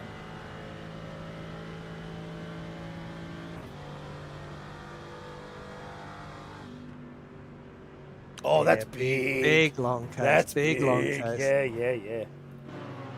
So that and the gearing on that Merc is only changing to 6th about 3/4 or 7/8 of the way down that main straight. So he's saving a bucket of fuel, and here's Sam Chapman half a second back, reveling in the proximity. Here we go with Kurt Chapman on the back of Michael Hammond, and they're about as they're like for like, I would say, in the approach they take to their racing. No holds barred, and you give me an inch, and I'll take all 1,000, however many there are in a mile. But he'll be closing right in. He's within half a second. He's within that. Michael just eking out a little bit. Oh, and Michael goes very, very wide through there, so I expect that's an off track out there. He'll have to be keeping an eye on those. Dale Sharp, worth noting. I thought I saw a BM go into the pits earlier. So pit lap 7, Dale Sharp pitted. He's running last at the moment, but in very, very clear air. Just a couple of seconds, 5 seconds back on Luke Keamy. Paul Wood having found himself up to 16th so far, and Nick Fodiatis all the way down in 15th. So that tap on the back didn't do him any good, but Nick's fastest lap of his personal fastest lap of the race was last time round, 1:47.126. He's about 1 or 2 seconds back on David Baz. Big gap between Baz and Wayne Visser. Wayne Visser up in 13th in the BM, who's right on the back of David Christensen. Another little gap to Jeff Adams in 11th, who's giving Adam Lavis plenty to think about as well. Looks like Sam Chapman might have wound his car up for the latter stages of a run. That as the fuel's coming out of the car, it seems he's got a 46.03 now as the fastest lap of the race, and he's certainly tucked right in on the back of those other boys. But we're having a look at Russ Green. Russ Green is within spitting distance of Richard King, and Gary Cousins has just dropped back a little bit now. So now that these boys have stopped bickering and no one's been sent to their room, then they've been able to eke out that little bit of a gap. They've got a little bit of underlying lap time in there that Gary's either cannot or at this point in the race will not apply. He may be running to a fuel number. Josh Suino, are you still with us? You're having a fairly quiet night and probably enjoying it too. Yeah, mate, just poke me before you wake me up next time, will you? No, yeah, really quiet night, obviously, from the stewarding point of view. Just the one to rule on there with Jake, and that was an accident. Nick was just checked up a little bit from the car in front, which is understandable, but under hard braking into turn 1, Jake didn't have the... what am I trying to say? He didn't have enough brake pressure left in the car to avoid the accident, so yeah, just a minor penalty. Yeah, we know Nick's had horrid luck over the last couple of weeks, so I imagine he would have been fuming at that point in time. Yeah, understandably as well. From an RC perspective, though, we can only really rule on the incident as we see it, and yeah, it's just unfortunate that he ends up at the back of the pack. Yes, indeed, with more work to do. Daniel, just have that 7-second bleep ready to go when Nick joins us. He might have cooled down by the end of the race, but he's giving David Baz a good run. But we're looking at Adam Lavis, tucked in between Jeff Adams and David Christensen. Hopefully David, being a teammate, will look after Adam. And although my experience with David is he's another one of those very, very forthright drivers, much like Kurt Chapman and Mike Hammond, who will certainly in no uncertain terms make you aware of their presence. I'll stick up for old Davo. He's my enduro driver, but we actually managed to 0x at Bathurst 1000, so he has it within him to hold back at times. Oh yeah, no. All I'm saying is, if he's around you, you know, he's not going to be saying after you, sir. He's going to put the nose in wherever he's able, and to my experience, perfectly within the rules. Just very forthright about the way he does it. It's there's no look at that wide from Russ Green. He's running well out onto the ripple strips there. And Gary Cousins it does look like he's closing back in. He'd be right on the boundary of that draft. And the top 4 still separated by barely 2 seconds. But this is a good battle between Green and King. And as the cars come towards us in the foreshortening of the lens, the big long lens down the main straight shows us the true position of Gary Cousins, just sitting back that little bit. Mike Hammond starting to make up just a little bit of ground on Gary Cousins. That's down to 4.5 seconds. And he's eked out that gap back to Chapman by about 1 second. But nice going there. BMW coming into its own. Here we go. We can have a look at what's been going on. So last couple of laps have been good for Cousins. And Green's been closing back up on King again. So 22 minutes into the hour.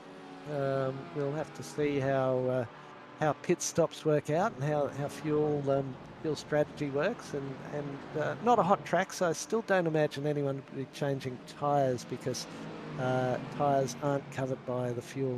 They cover sequentially within the pit stop, where they do the fuel and then the tyres. Chapman just dropped back a little bit off the lead pack, but hard to go past this battle as they work around this windy section. I've just noticed, is this the... I have to check something.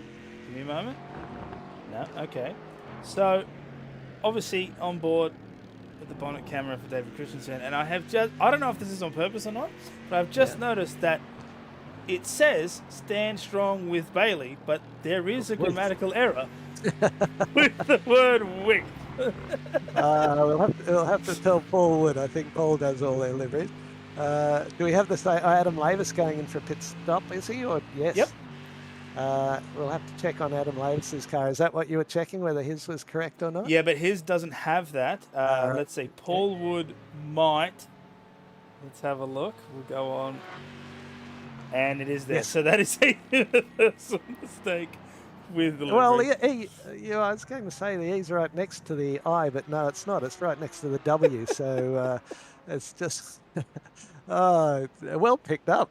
Well picked up. You're obviously riveted by my conversation, but... no, it's just my ADHD brain going, one of these things is not like the other. I'm with you. I've worked, as I've said, on a number of occasions in television post-production for so many years, and the number of typos I see and pick up is just built into me. So Michael Hammond, Adam Lavis, Nick Fodiatis and Paul Wood, the whole team have popped into the pits. So they've stepped out for a moment, just leaving Trent Lavis, the other team member, out to battle the lead. And Jordan Malcolm is just millimetre perfect around this track. These boys have just been travelling within a tenth or two of each other, lap after lap after lap. 14 laps gone now, and 24 and a bit minutes. So at that rate, here we go with Jared Knight. He'll step in for a pit stop. So he's not whether he's saved some fuel. Maybe I don't know. Yeah, just gets it pulled up. Well done for Jared Knight. So first of our leaders to come in for a pit, and that looks like Gary Cousins also coming in. So that's a variety of cars that have popped in, and we'll see how this plays out over the longer run. So now Chapman with Knight stepping out. Chapman now finds himself 2.2 seconds or 2.1 seconds behind Jordan Malcolm, playing on his own. He's not got any mates to play with, and that's dropping out a little bit. He won't be the beneficiary of the draft, so he may well come in this time round. You might think, well, I'll go in and probably pick up a draft partner after that, but it's doing him no favours there. So Jared Knight, Gary Cousins, Kurt Chapman, and David Christensen are all in the pits at the moment. Jared coming out at the moment, so we'll see how far off Trent Lavis he is as things settle down. At the moment it's 53 seconds. Pit time for Jared was 23, but then you've got the transit time as well in there. So we'll see how that works out.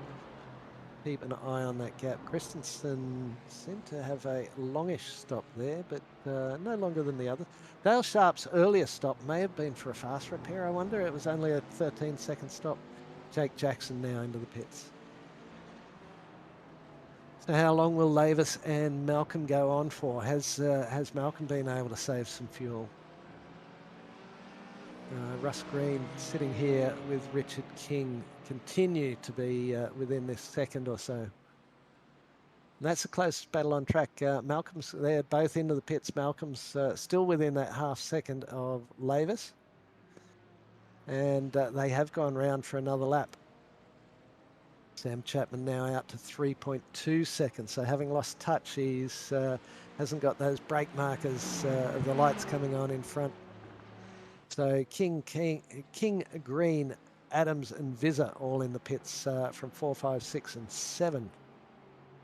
Jared Knight currently sitting 54.5 seconds back from Trent Lavis.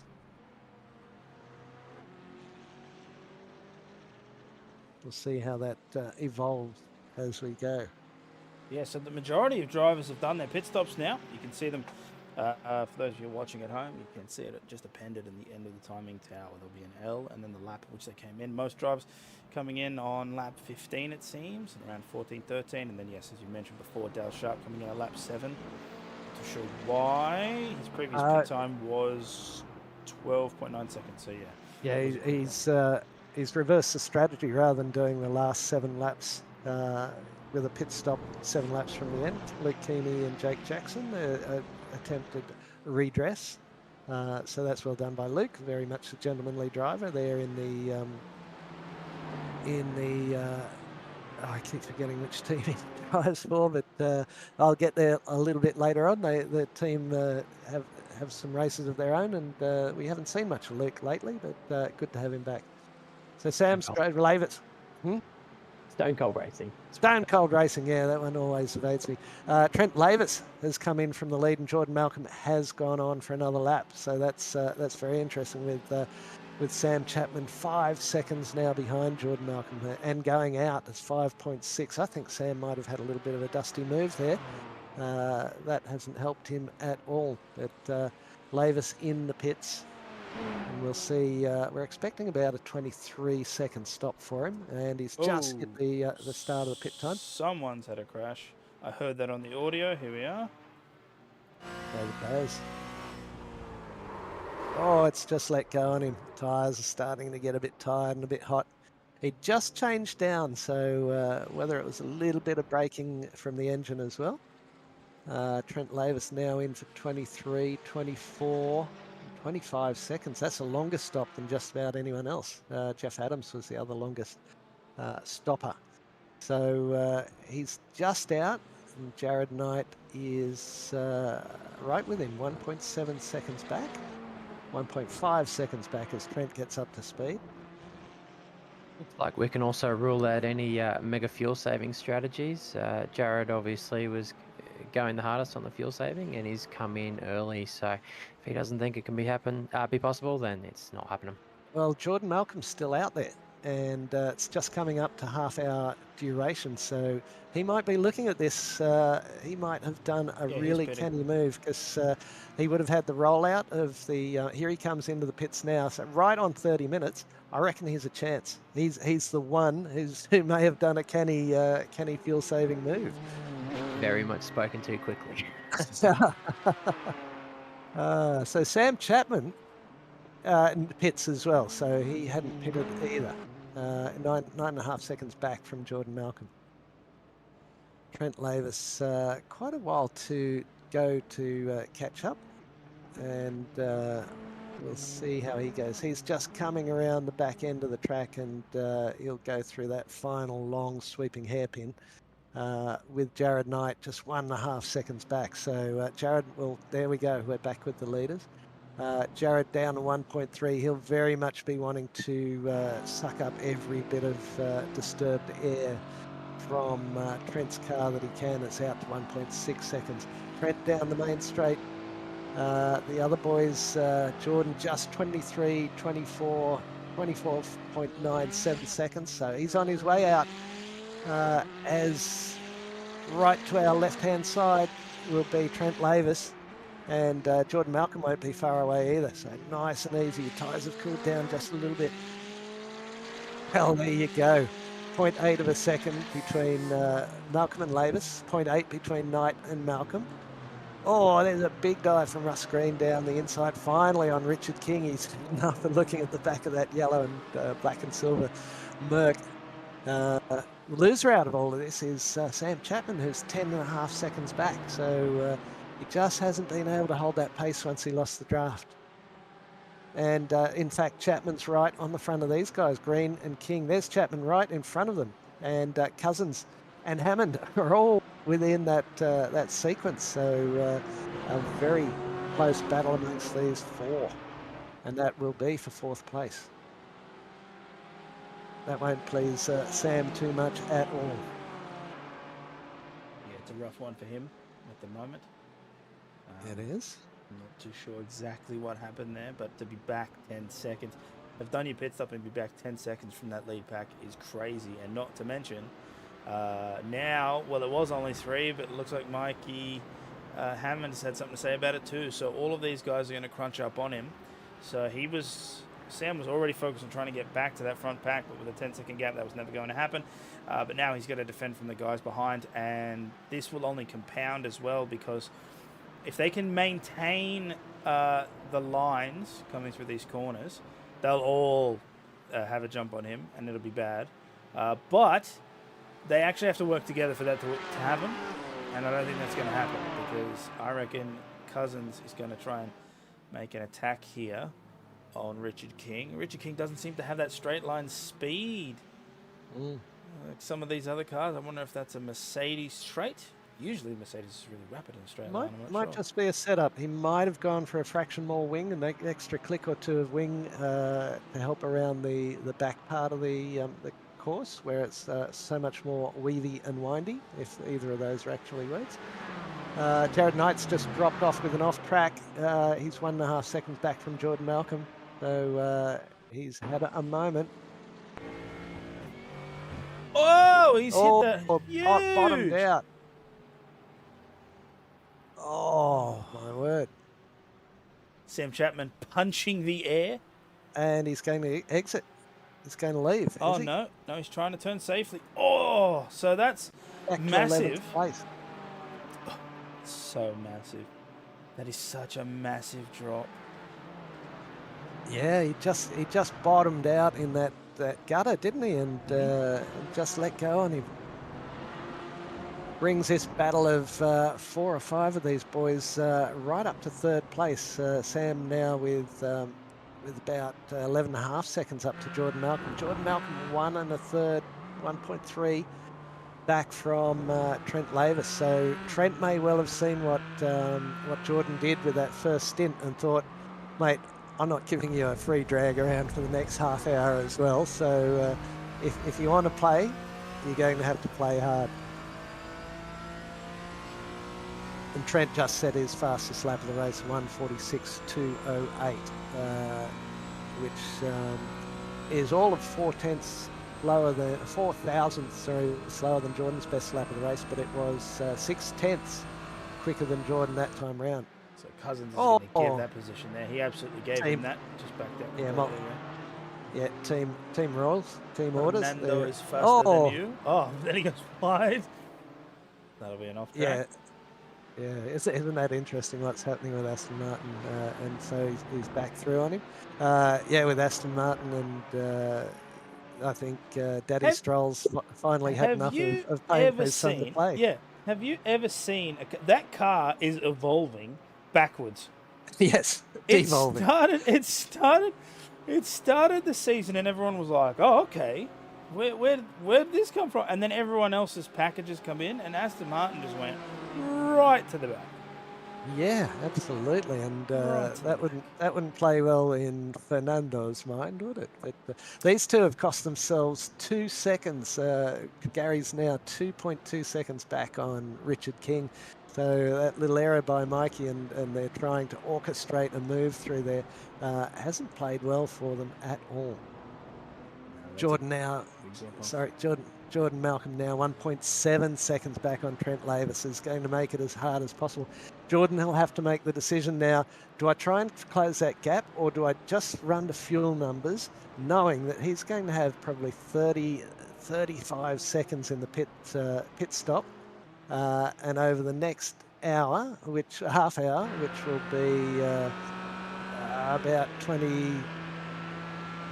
half hour. It'll be probably 16 laps, maybe 17 laps.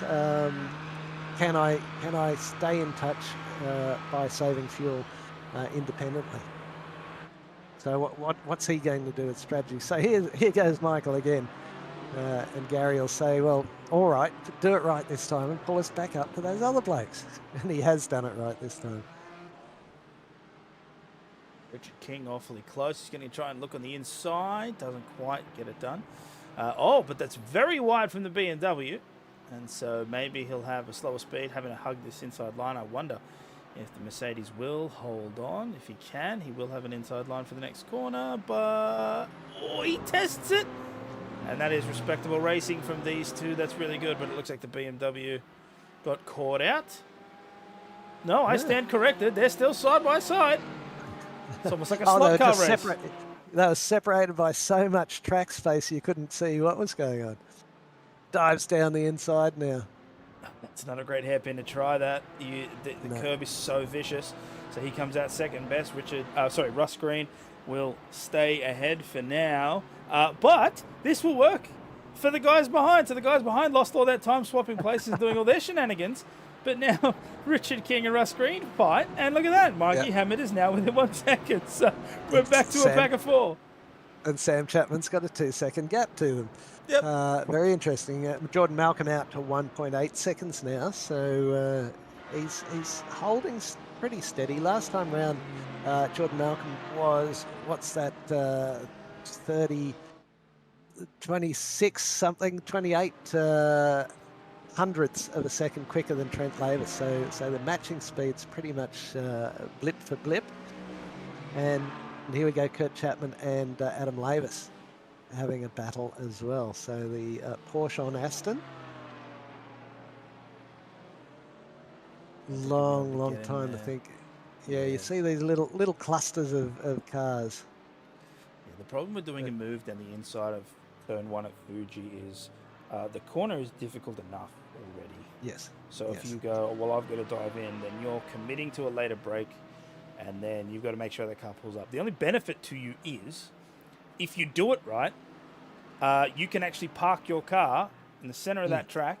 And so when you come out of the apex, the car on the outside can do nothing about it. And as long as you do it in a respectable manner, and you're not just cutting across, but you're positioning there and then slowing up enough to hold them up, and then you can get your foot down to the accelerator first. It's a good move, but most people try to do the overtake, forget about the brake marker, miss it, lock up, straight off. Yeah. So sometimes it's just and hopefully don't take off the other guy with a bit of luck. Exactly. More often the case. Yeah, so Jordan Malcolm sticking at that 1.7 second gap. So he's just out of the draft, but being able to maintain that lap speed. Trent Lavis probably dropped back a bit as well. So we'll see how that goes through the course.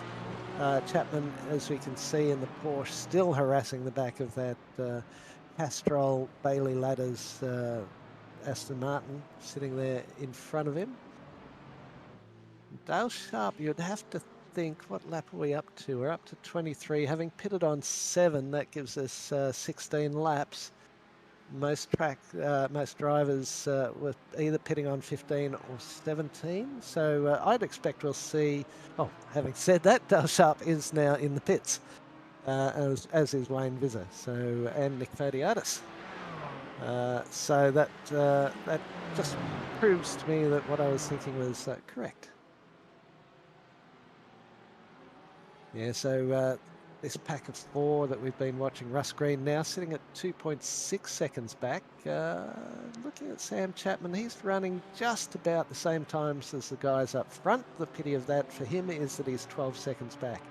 As the fuel comes out, he might be able to close that down a bit, but I can't see him doing anything too heroic there, and the gap between 1 and 2 is just past the 2-second mark. That is, unless he's pulled the wool over Trent's eyes and him and Jordan managed to get the one-stopper to work. He might end up tentatively on the second step, that interchange of position at the moment. That's true. Yeah, so Jordan just got it back down. Again, very much a track that looks at the benefits of each car at different parts of the track. If you can get a good run on this main straight, and it looks like Green was just a little bit wide on that apex, just missed it a little bit, and so King will be all over him again. Richard King here, we're looking at Michael Hammond just tucked in on the back of him as well. So Green, King, Hammond and Cousins all within just 1.5 seconds or so. Again, Russ is going to hold this inside line. It is the better line through here. The only problem is you have to make sure you place your car correctly, which he has done. That's actually a great exit. Oh, a little touch. Hammer time. Hammond gets the inside line as well, so it's going to be a drag race between himself and Richard King, but it looks like the Mercedes will hold it. Oh, that's... Oh, okay. That, okay. Oh, and Green runs very, very wide as well. Will that be a slowdown? I'm not sure where the slowdowns are on this track. The spotter must have been fairly... on his phone. Yeah. Wow, he moved over completely there. That I wasn't expecting that, I'll be honest. So that's a big door shunt there onto to Mikey's car. I'm assuming that Race Control probably have a look at that. Yeah, curious, I suppose. Yeah, either he didn't get a spotter warning or he didn't think he was so close alongside. Yeah, something's happened to Sam Chapman where he's dropped 3/4 of a second or so, or even more. He's out to 13.5 seconds on those other boys. So he's dropped about 3 seconds during the last little bit of the proceedings. And Russ Green's closed up just about 2 seconds now, but Chapman still hasn't been able to do anything about Lavis. You'd have to think that Chapman's maybe got a fraction more wing on down the main straight, or it's just the Aston's pure grunt that's dragging it down. You can see Sector 1 there, just a minor advantage to Lavis, and that's just barely. Was Lavis coming in for a pit stop? No, he's dummied. He's just trying to break the draft. Or is he? I think he is. Yep. Yes, he is. So Lavis is sick of dragging him around and will proceed to the pits. So along with him goes Mikey Hammond, David Christensen and Jeff Adams. Jared Knight has been in on lap 20. I think we may have seen that. We may after his spin, didn't we? He had that moment. But boys lapping around the 46.5, which is about a half second off Sam Chapman's best lap of the race earlier on in the afternoon. Could you pop up the weather for me again? I imagine the track's cooling off a little bit and it's starting to get later in the afternoon. 4:30 at this time of year, and it'll be getting dark before the end. Oh, King all over that curb. I think he didn't quite get that right. 23 degrees track temperature. So that hasn't really changed much, but I imagine we'll be running out of light in another 15 minutes. That'll take 5-ish. Past 5, yeah, it might be getting a little dark. The sun is getting low there, and it is coming on into winter. The early snowfalls of the new winter season coming up in Japan. Fuji's on it as we speak. But Trent Lavis now 2.2 seconds out in the lead. It's 14 seconds back to Sam Chapman, so he's dropped off. I'd say he's fuel saving for sure. I'd almost be positive that he's doing that. I always laugh when people do that. Luke Keamy just coming out of the pits. When they say, I'm positive it almost always happens, and you go, yeah, okay, leave your bets hedged there. Richard King, just 6/10 back from Russ Green. Gary Cousins 1.2 on that. And Kurt Chapman released from behind Adam Lavis is in there in 7th place. All starting to settle down. This would be Dale Sharp having a good run now on the back. He only pitted 2 laps earlier than Adam Lavis, so that's interesting having pitted so early in the race. Are they coming in again? What's Adam done? what's Adam done? 18-second stop. We'll have to ask him. Has he sped on the exit? That's what I did in the V8s on Monday night.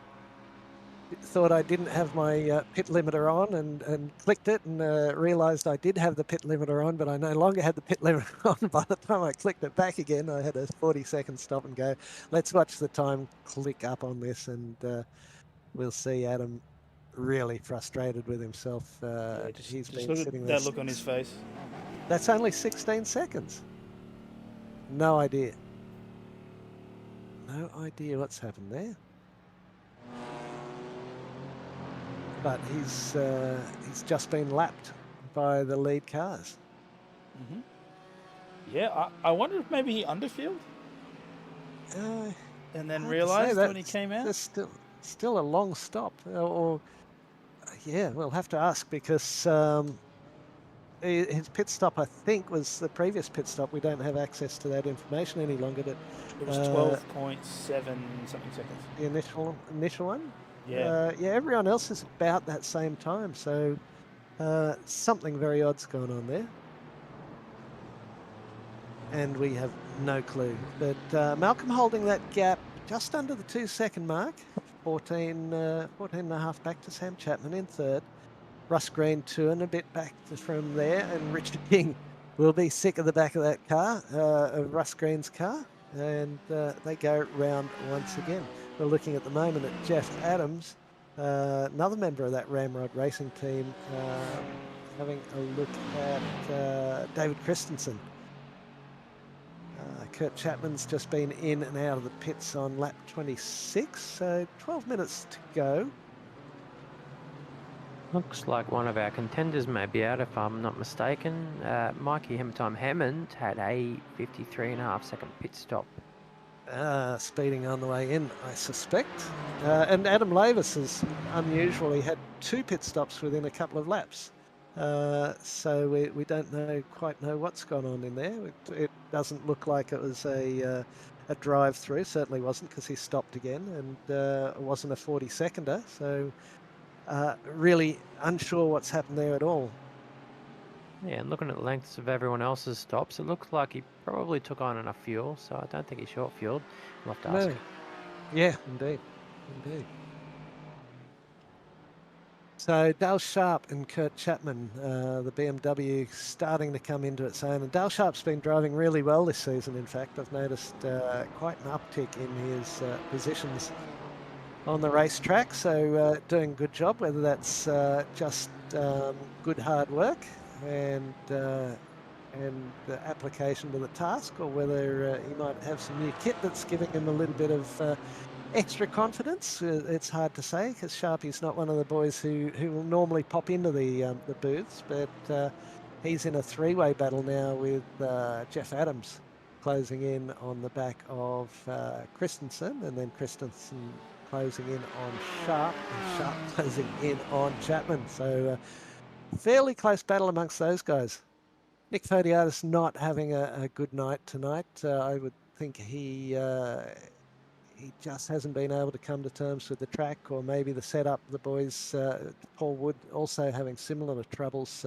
Maybe the boys just couldn't arrive at a setup that was to their liking. Jordan Malcolm, I think, thinks he can get home from here. He's just set his fastest lap of the race at a 1:46.112, which was 0.8 faster than Trent Lavis out in front. Maybe Trent's just realised that he doesn't quite have enough fuel to get home. But then the next following lap, Jordan was 0.2. So either Jordan's realised he can't get home, and he's going to have to go after Trent and do it on the racetrack, or he's decided he can get home and he's got enough to spare. So we'll see, but he's certainly closing in quickly. 0.95 now of a second. It's his personal fastest first sector of the race. Dale Sharp, the very distinctive note of the BMW, those very, very low revs. The rev limiter seems to come at you very quickly on the BMW.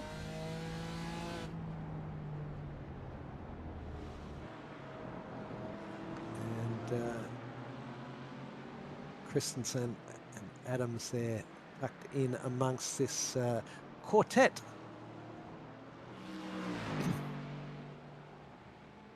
Just coming up to 8 minutes to go. So who's going to stop again? Well, they've mostly stopped again, haven't they, bar Malcolm and Chapman. So even if Malcolm does get to the end, oh no, Trent Lavis stopped on 16 as well. So this is 13 on from there. About another, what, 5 laps, possibly? Very interesting. Malcolm down to half a second now. He's really got the hammer down for his personal fastest sector of second sector of the lap as well. Really starting to develop at the front of the field. Across the line they go. Lap 30 started. Fastest lap of the race, Jordan Malcolm, 1:46.012, which is just a fraction. In fact, 19 thousandths of a faster than Sam Chapman's fastest lap of the race set far earlier. What will happen at the front? We will have to see Gary Cousins into the pits from 5th place. So I just wanted to confirm, I've just jumped on board with Jordan and he's definitely still lifting and coasting, so Okay. up maybe. Yeah. Well, a couple of things. He might have figured maybe Trent can make it home from where he is, but Jordan was the only one to come in after the 30-second mark. So 1 minute for 46, 1 3/4 minutes. It's very hard to save that sort of fuel, especially if you're punching clear air out in front. Little wiggle from Jeff Adams there as he really tries to get the Ramrod Racing Mercedes wound up to maximise the run down this straight.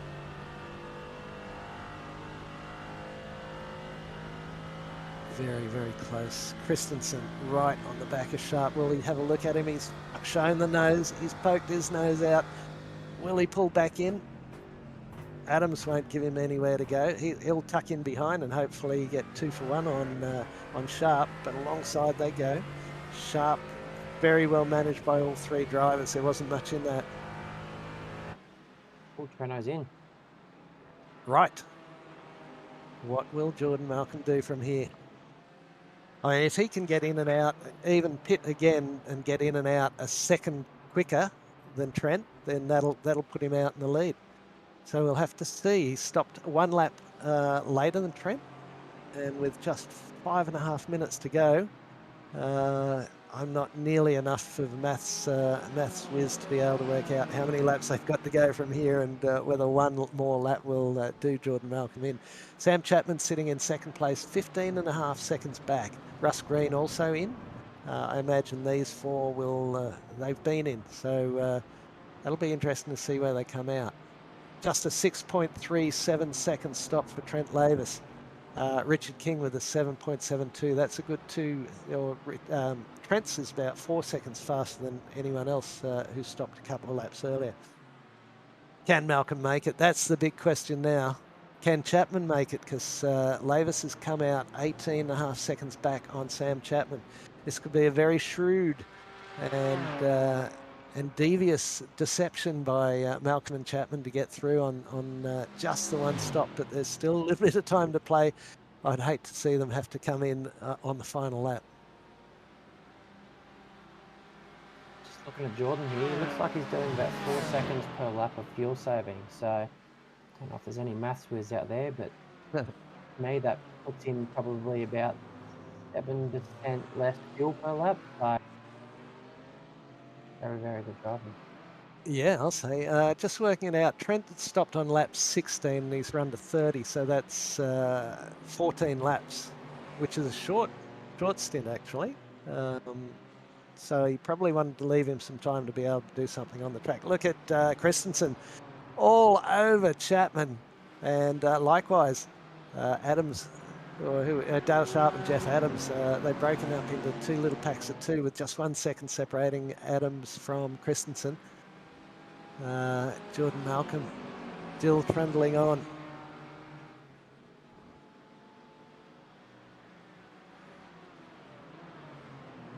very, very interesting race. The longer format of GT4s. I'm sure the boys will be enjoying themselves out there. I personally preferred the shorter 25-minute Monday races. I think there was less time as what's the time of the evening? Yeah, I think I can say it. As crew chief keeps telling me, it's this is pretty shit, Grant. Make it a bit less shit. So the hour long races are just longer for me to be chastised by old Pommy crew chief. But look at these four. They've been at it the whole race in one description or another. Wayne Viz just a really quick flash of off track.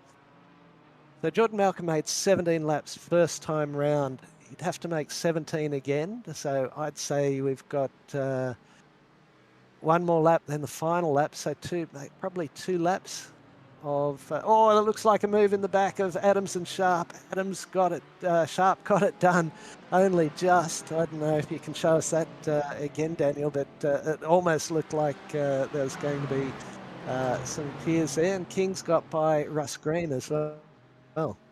Just coming into the corner here. Oh, no, something's huge. He was in front. So Jeff Adams goes down. Oh, it's all happening. Old cricket commentator down in Victoria, he'd be going off. Oh, it's all happening here. Oh, dear me. What's happened here? Oh, that's... Oh, well, that's not ideal. Luke Keamy. No. Oh, no. After all that time. And there goes Cousins sneaking through as well.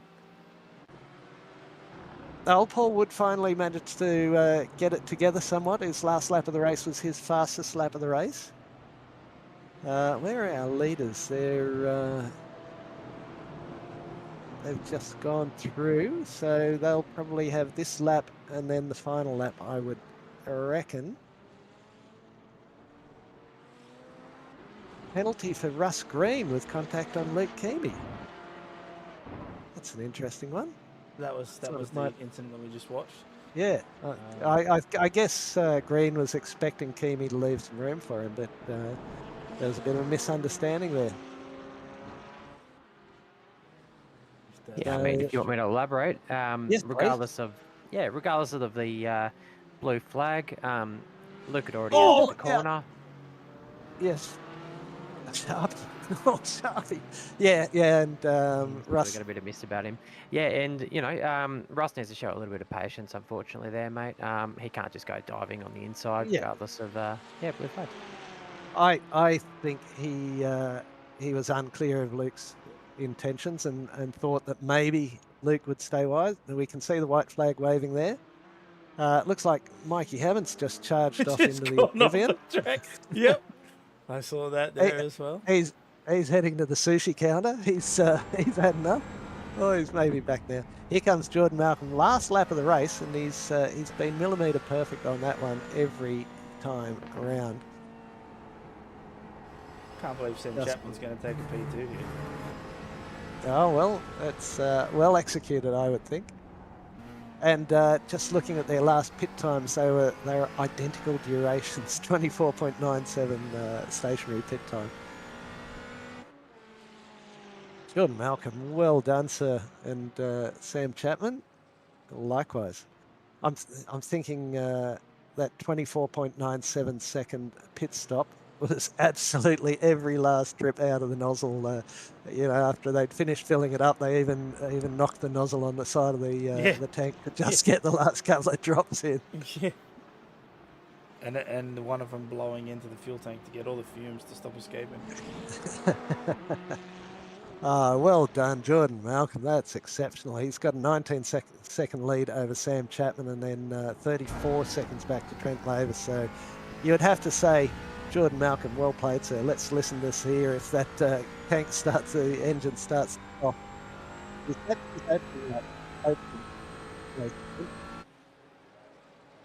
And well done, Jordan Malcolm. Welcome back. And Michael Hammond. See out of fuel. Oh, the Bailey's Ladders boys, Fodiatis and Wood. I reckon Oh, they're nice all shot on the traveling a little. inside there, yep. Yeah, I think they're all traveling pretty close on fuel. Trent Lavis coming up to the line and across. Here he comes up to the line now. That was a That was his brother. big gap. Yeah. Oh, that was Adam going Yep. around. Yeah. There's Trent Lavis finishing up in a very credible third spot and probably scratching his head going, how do those blokes do that?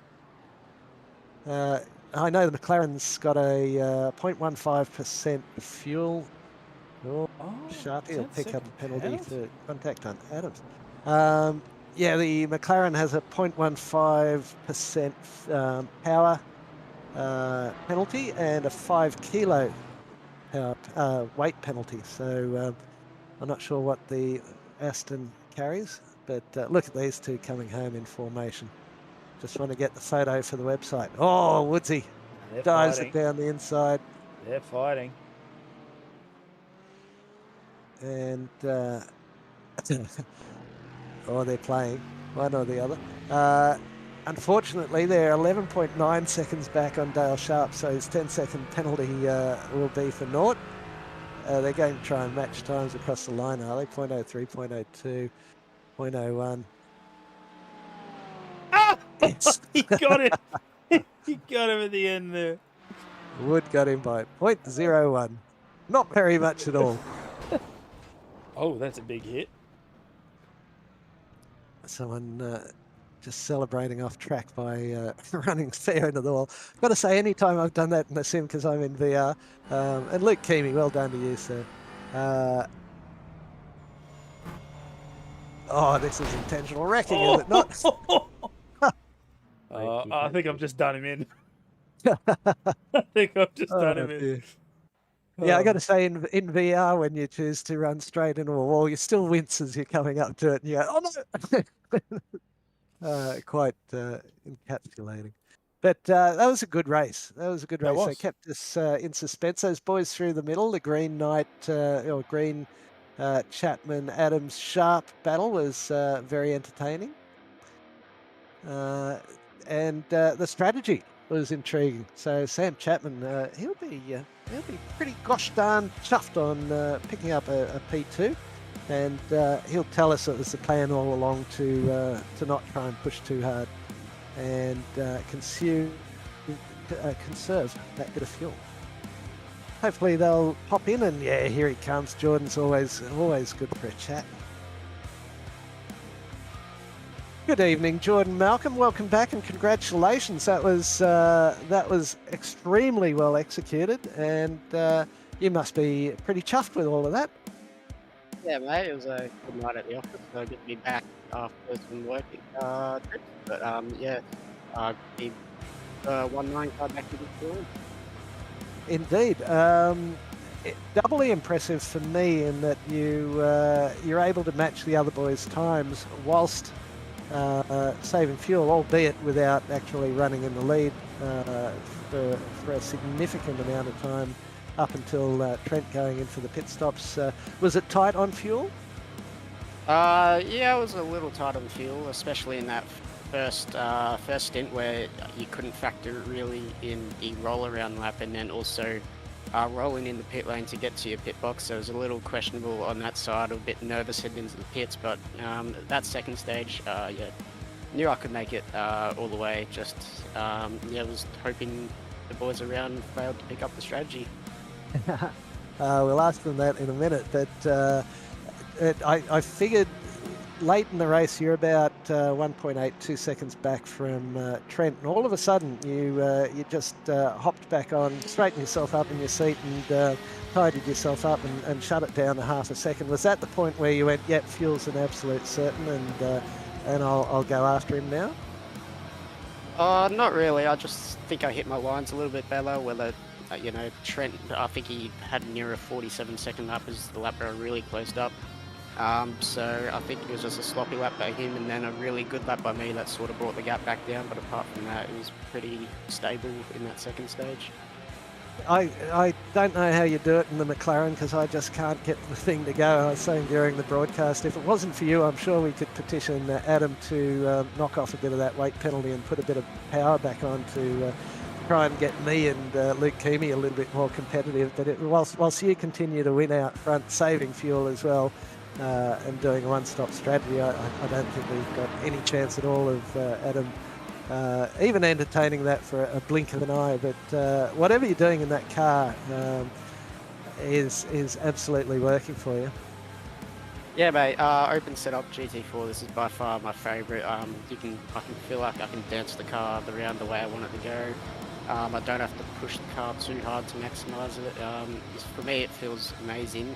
Yeah, the bop's a bit heavy on it, but you know, the challenge of driving with a car with a heavy bop, it gives me a challenge to try and match the same boys with, you know, less at BOP on it. But yeah, it's good fun. Well, you'd have to think that, although Trent may disagree, you'd have to think, and maybe Sam, that the boys have got the balance of power pretty much spot on. When you look at the battles all through the field, they seem to have done a really good job balancing it out. I reckon, if anything, Adam's going to be popping another kilo or two on it next chance he gets. But you've had some exciting real-world traipses around. You're out at Bathurst, and then were you at Sandown as well, and then up at the Gold Coast? Yeah, correct. So last few weekends, missed the last 2 weekends due to Bathurst, MotoGP and Gold Coast all in a row. So yeah, good to hop back on, get a race win. We'll miss Adelaide, whichever week that one's on, but apart from that, we should be here every other week. Okay, and just looking at your position in the points coming into tonight, you're running 11th. You're obviously going to be counting very heavily on the drop rounds, but you keep winning like that, and who knows what you can do towards the end of the season. Yeah, exactly. I don't think I've got championship in mind with work at the moment, so I'll just hop on, try and win the race and have some fun with the boys in Discord. Excellent, and anytime you're winning races, you're having fun, right? Yes, exactly right. No, it's more races like this where there's a little bit of fuel strategy involved. I'm surprised, like the likes of Frody Artis and all that didn't really pick it up once they crunched the numbers, because it was very doable, that strategy tonight, and I know Nick loves his fuel saving, so I'm surprised one of them didn't catch on. It was only me and Sam, but it was good fun, those type of races. Yeah, I think Nick and Paul Woods just couldn't get their cars to grips with the track tonight. They were both well back, and Nick, of course, had another unfortunate shunting. So, you know, they finished quite a long way back, unfortunately. But I think, you know, well, you can't say it wasn't a track for the Porsches, because young Samuel did rather well as well. But Jordan, I'm not going to let tonight run on too long, because an hour in the GT4s, it seemed like quite a long time to me.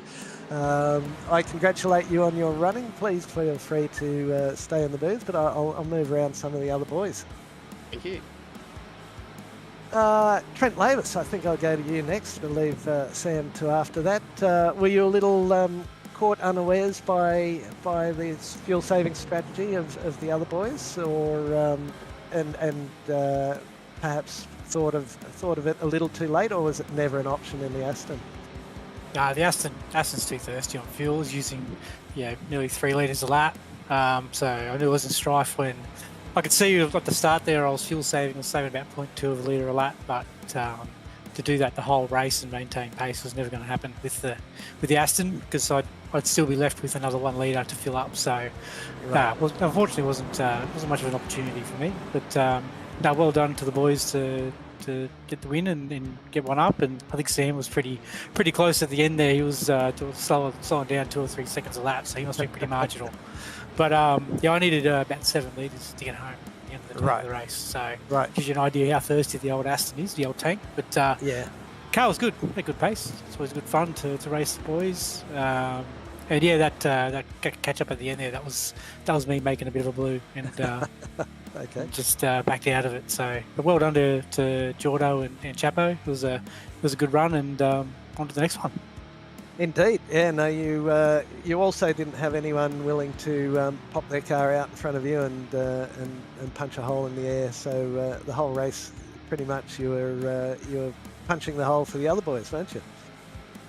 Yeah, I think they might owe you one. I think I'll have to think so. see who Spike your shouted it collar next or two. time. Yeah, that's it. That's it. Yes, indeed. All right, Sam's in here. Sam, I'll come back to you, Trent, very likely. But Sam, how many litres were you burning a lap, if you'd like to share? A various amount. I had to get it down to close, pretty much 2, just over 2. Towards the end of that first stint, it was a lot less than 2. That was the losing 3 odd seconds a lap and coughing down pit straight, trying to get it. Get it to the pit box. So 2 litres a lap was your goal? Yeah. So I needed to save about 6 or 7 litres throughout the race. Didn't help that as soon as I got on the grid for warm-up lap, I started, revving it in second, all that sort of thing, and about 10 seconds in, hold the phone, I was on a fuel save strategy. Let's pull this in.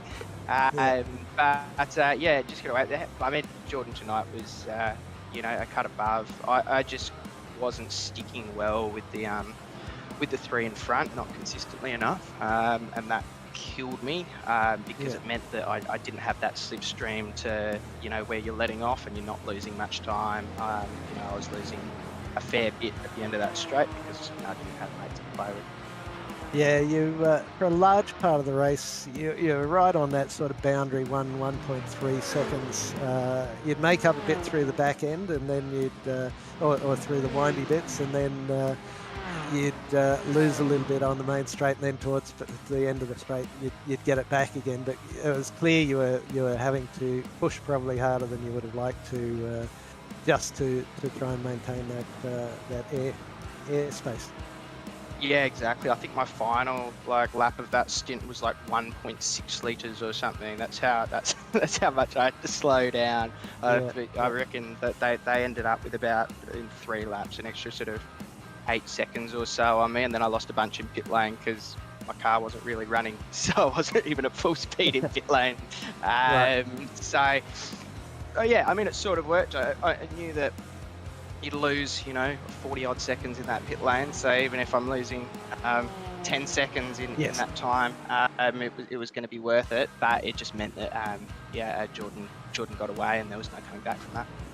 Yeah, he certainly winds that little McLaren up, and you've mentioned it to me before, he's millimetre perfect. He brushed the bollards every time he went by, I think, without putting a scratch in the Duco. So he's certainly a class above in that little McLaren, and it was a wonderful effort by you, and the strategies certainly made it interesting for us up here in the commentary booth. So well done to you, sir. Where are we heading next, Daniel?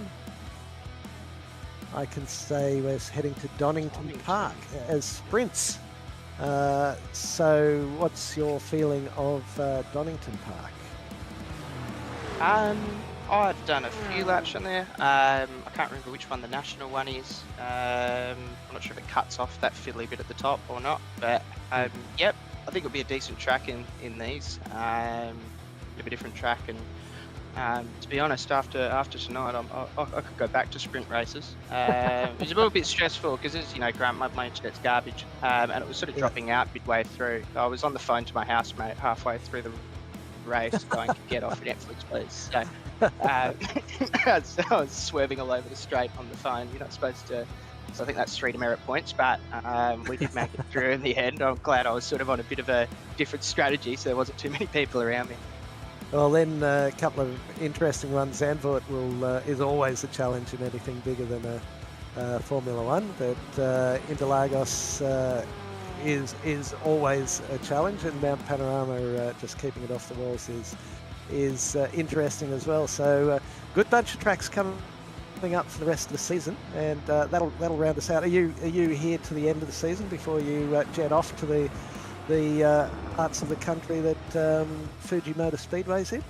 Yeah, I should be here till the end, provided, I've been a bit cursed in GT4 outside of these last couple of weeks this season, so we'll see what happens as long as, the hamster holds together, and I make it home in time for everything. I should be, but we'll see.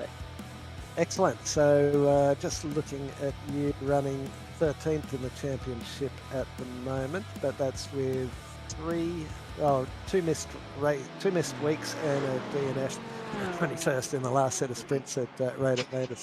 So there's 3 drop rounds for you. Maybe it's time to start petitioning Adam for 3 drop rounds a season. But look, you've been travelling well in the Porsche there, so we wish you luck for the rest of the season. Thank you, Grant.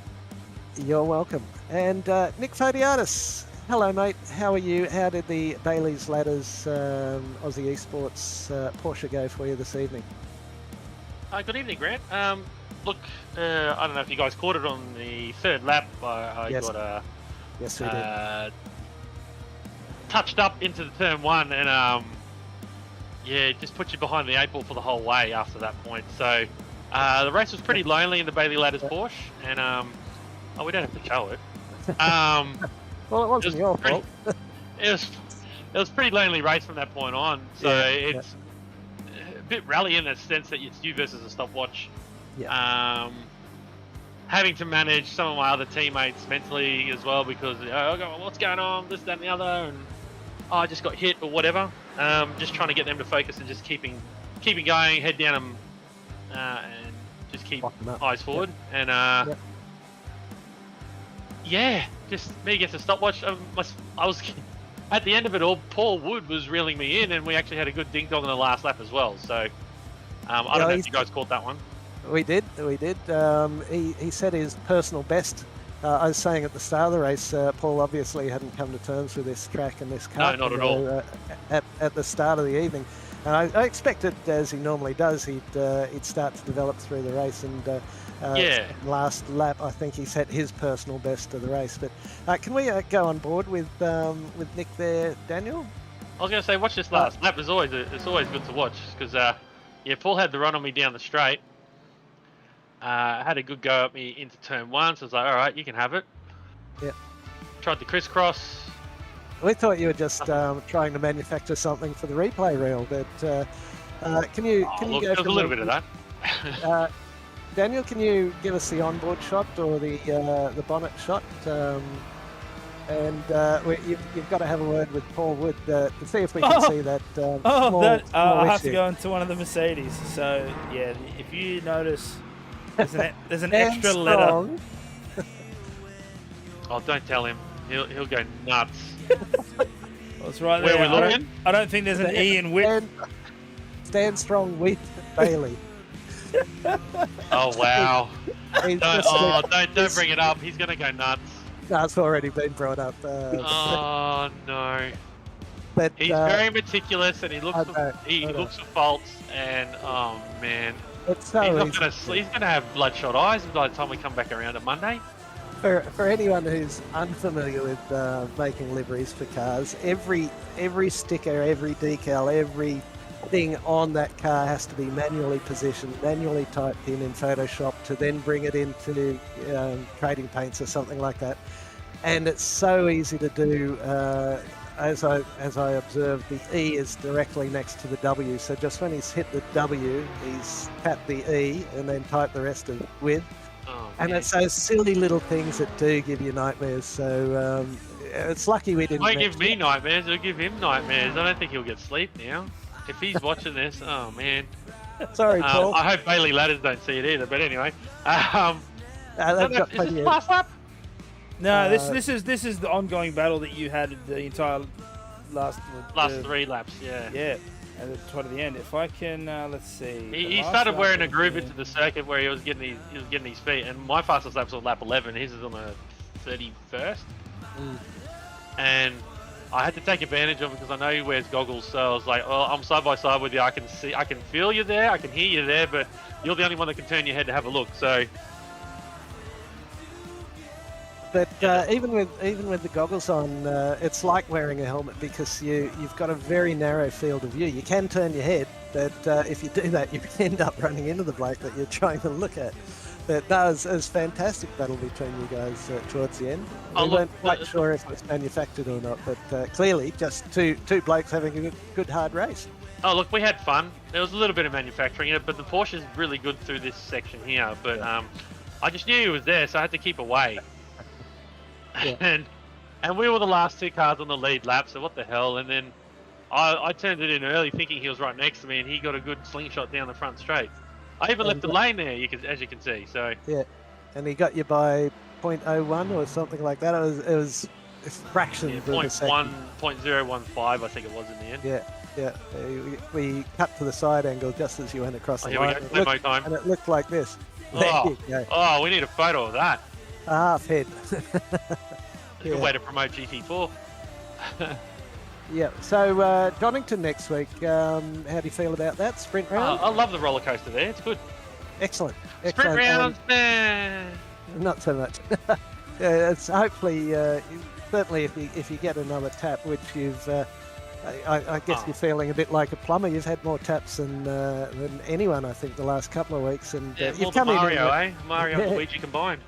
You've come in remarkably good spirits, so credit to you for that. But Well, the last lap battle in the last race, like I mean, admittedly in the radicals, I did come in a couple of weeks ago saying that I've been hit. This week I did it myself, so I've always had an adventure on lap 1 in the sprint race. Yeah. I got to shake that out. How many weeks have we done? 5, 6? 6. So, so yeah, got to get rid of that. But speaking of Donington, nice segue. Thank you very much. We've had 5 winners from 5 different races in the IndyCars on Friday night. So I do encourage all members to give it a shot. We got an oval this week. It drives a bit like a road course. And then we're at Gateway with Worldwide Technology Raceway. So, I mean, sorry, it's US Open Wheels. We can't say that other word. Not until that Russian mob lose that license. But it's good fun alternating ovals and roads, and I encourage all members to come and give it a shot. There's some good ones left in the last what have we got? Last 5 weeks. 4. Well, 5 including this week. Yeah, 5 including this Friday. Yeah. So worldwide, then you're at Circuit de Neves, Magny-Cours, Texas Motor Speedway, Jerez, and then Indianapolis. That's why they call it the road to India, I guess. Yeah. Well done. The road to US Open Wheels. Yes, indeed. Yeah, I would have let it say that other word, so. Yeah, isn't that absurd?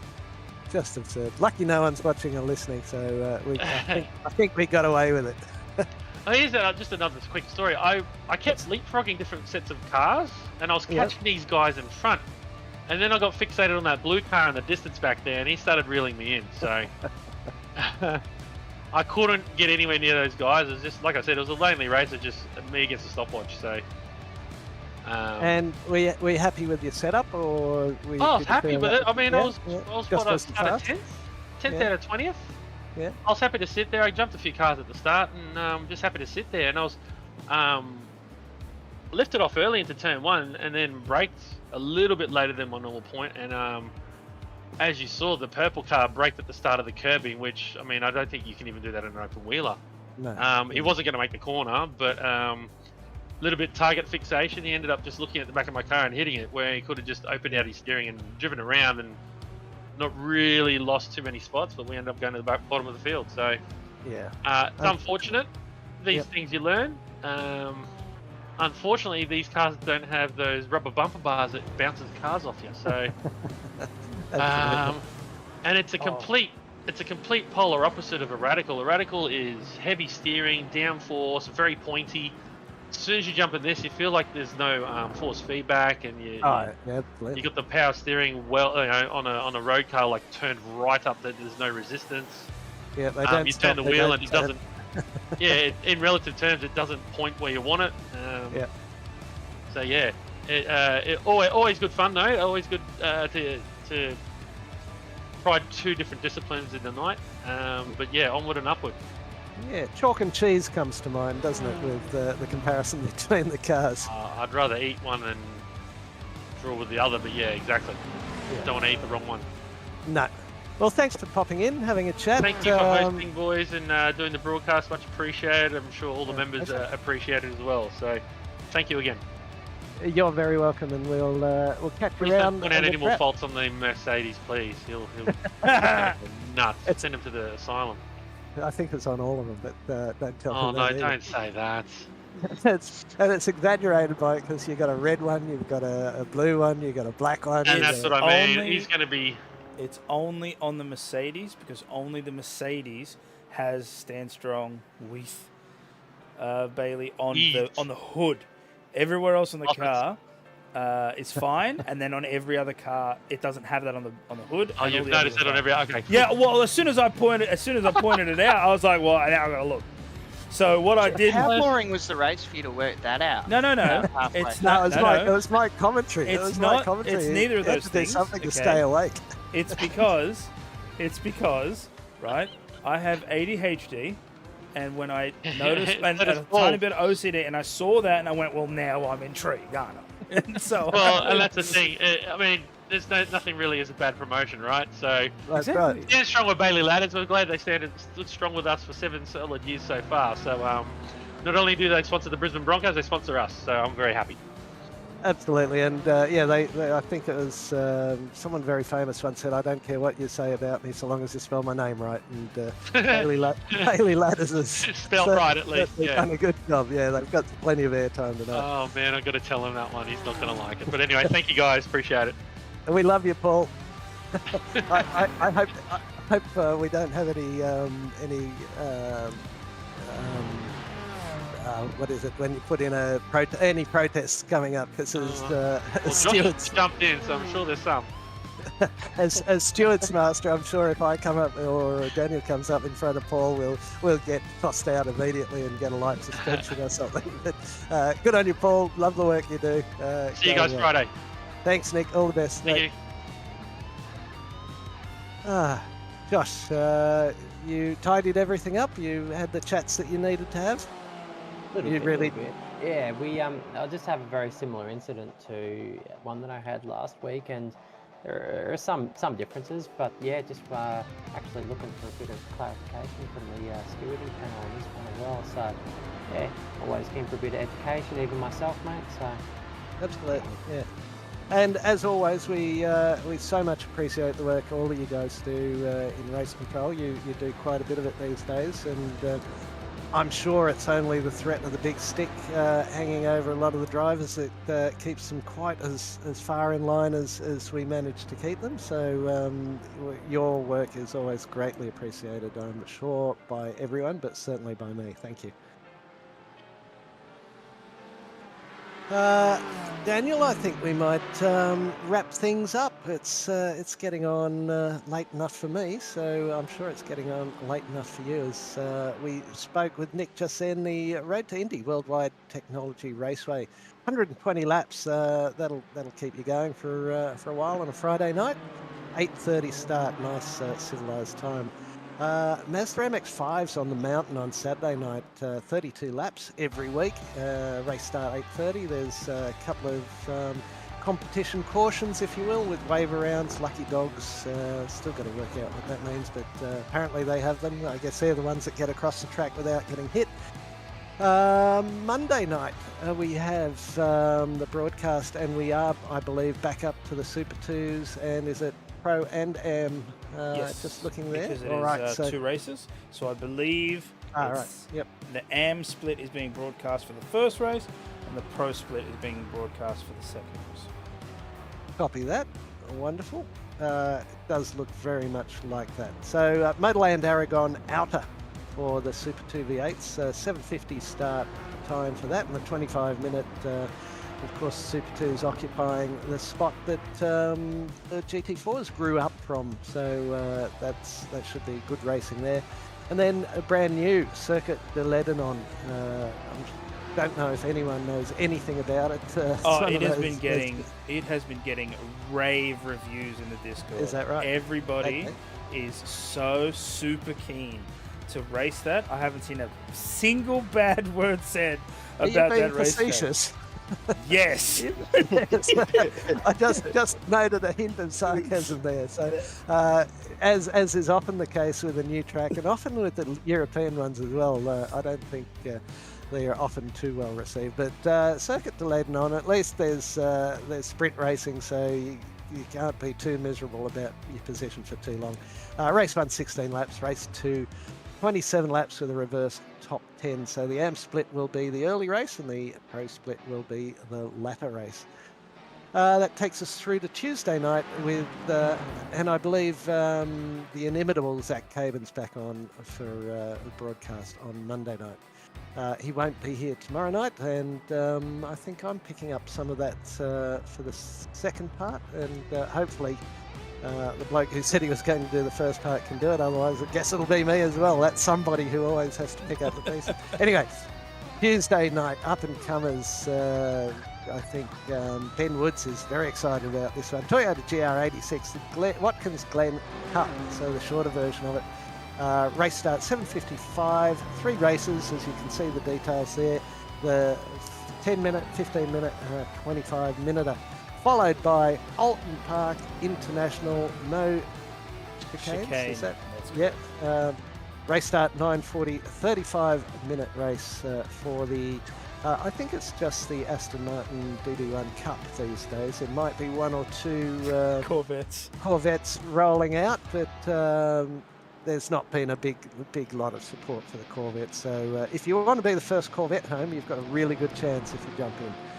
Wednesday night broadcast, Coda West for the Downforce Legends. That will be another interesting, I think that's the best way to describe our Downforce Legends SR8 racing, is interesting.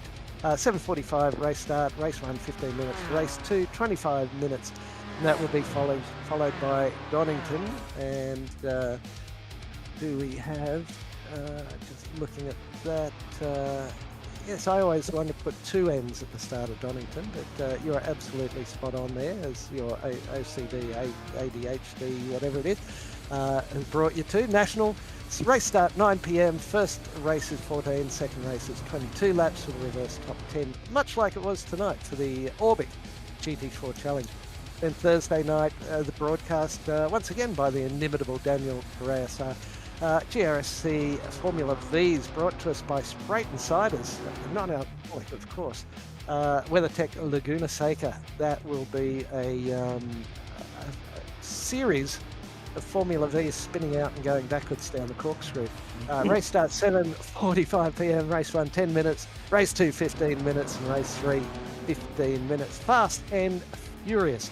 And then Sprayton's once again backs up, only because it's non-alcoholic cider. You can have as many as you like and continue to race at the top of your game.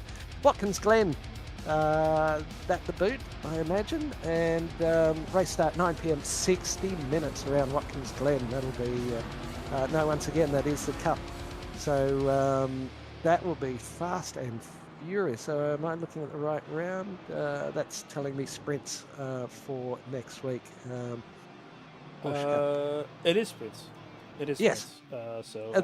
I got to say, in Daniel's defence, these things are the hardest bloody things in the world to do, comparing the sheets page that Adam puts out and converting it all into here and going through and making sure you got all the right bits and pieces in. So one little error, and I'm giving you an A+ for that, Daniel. Really well done.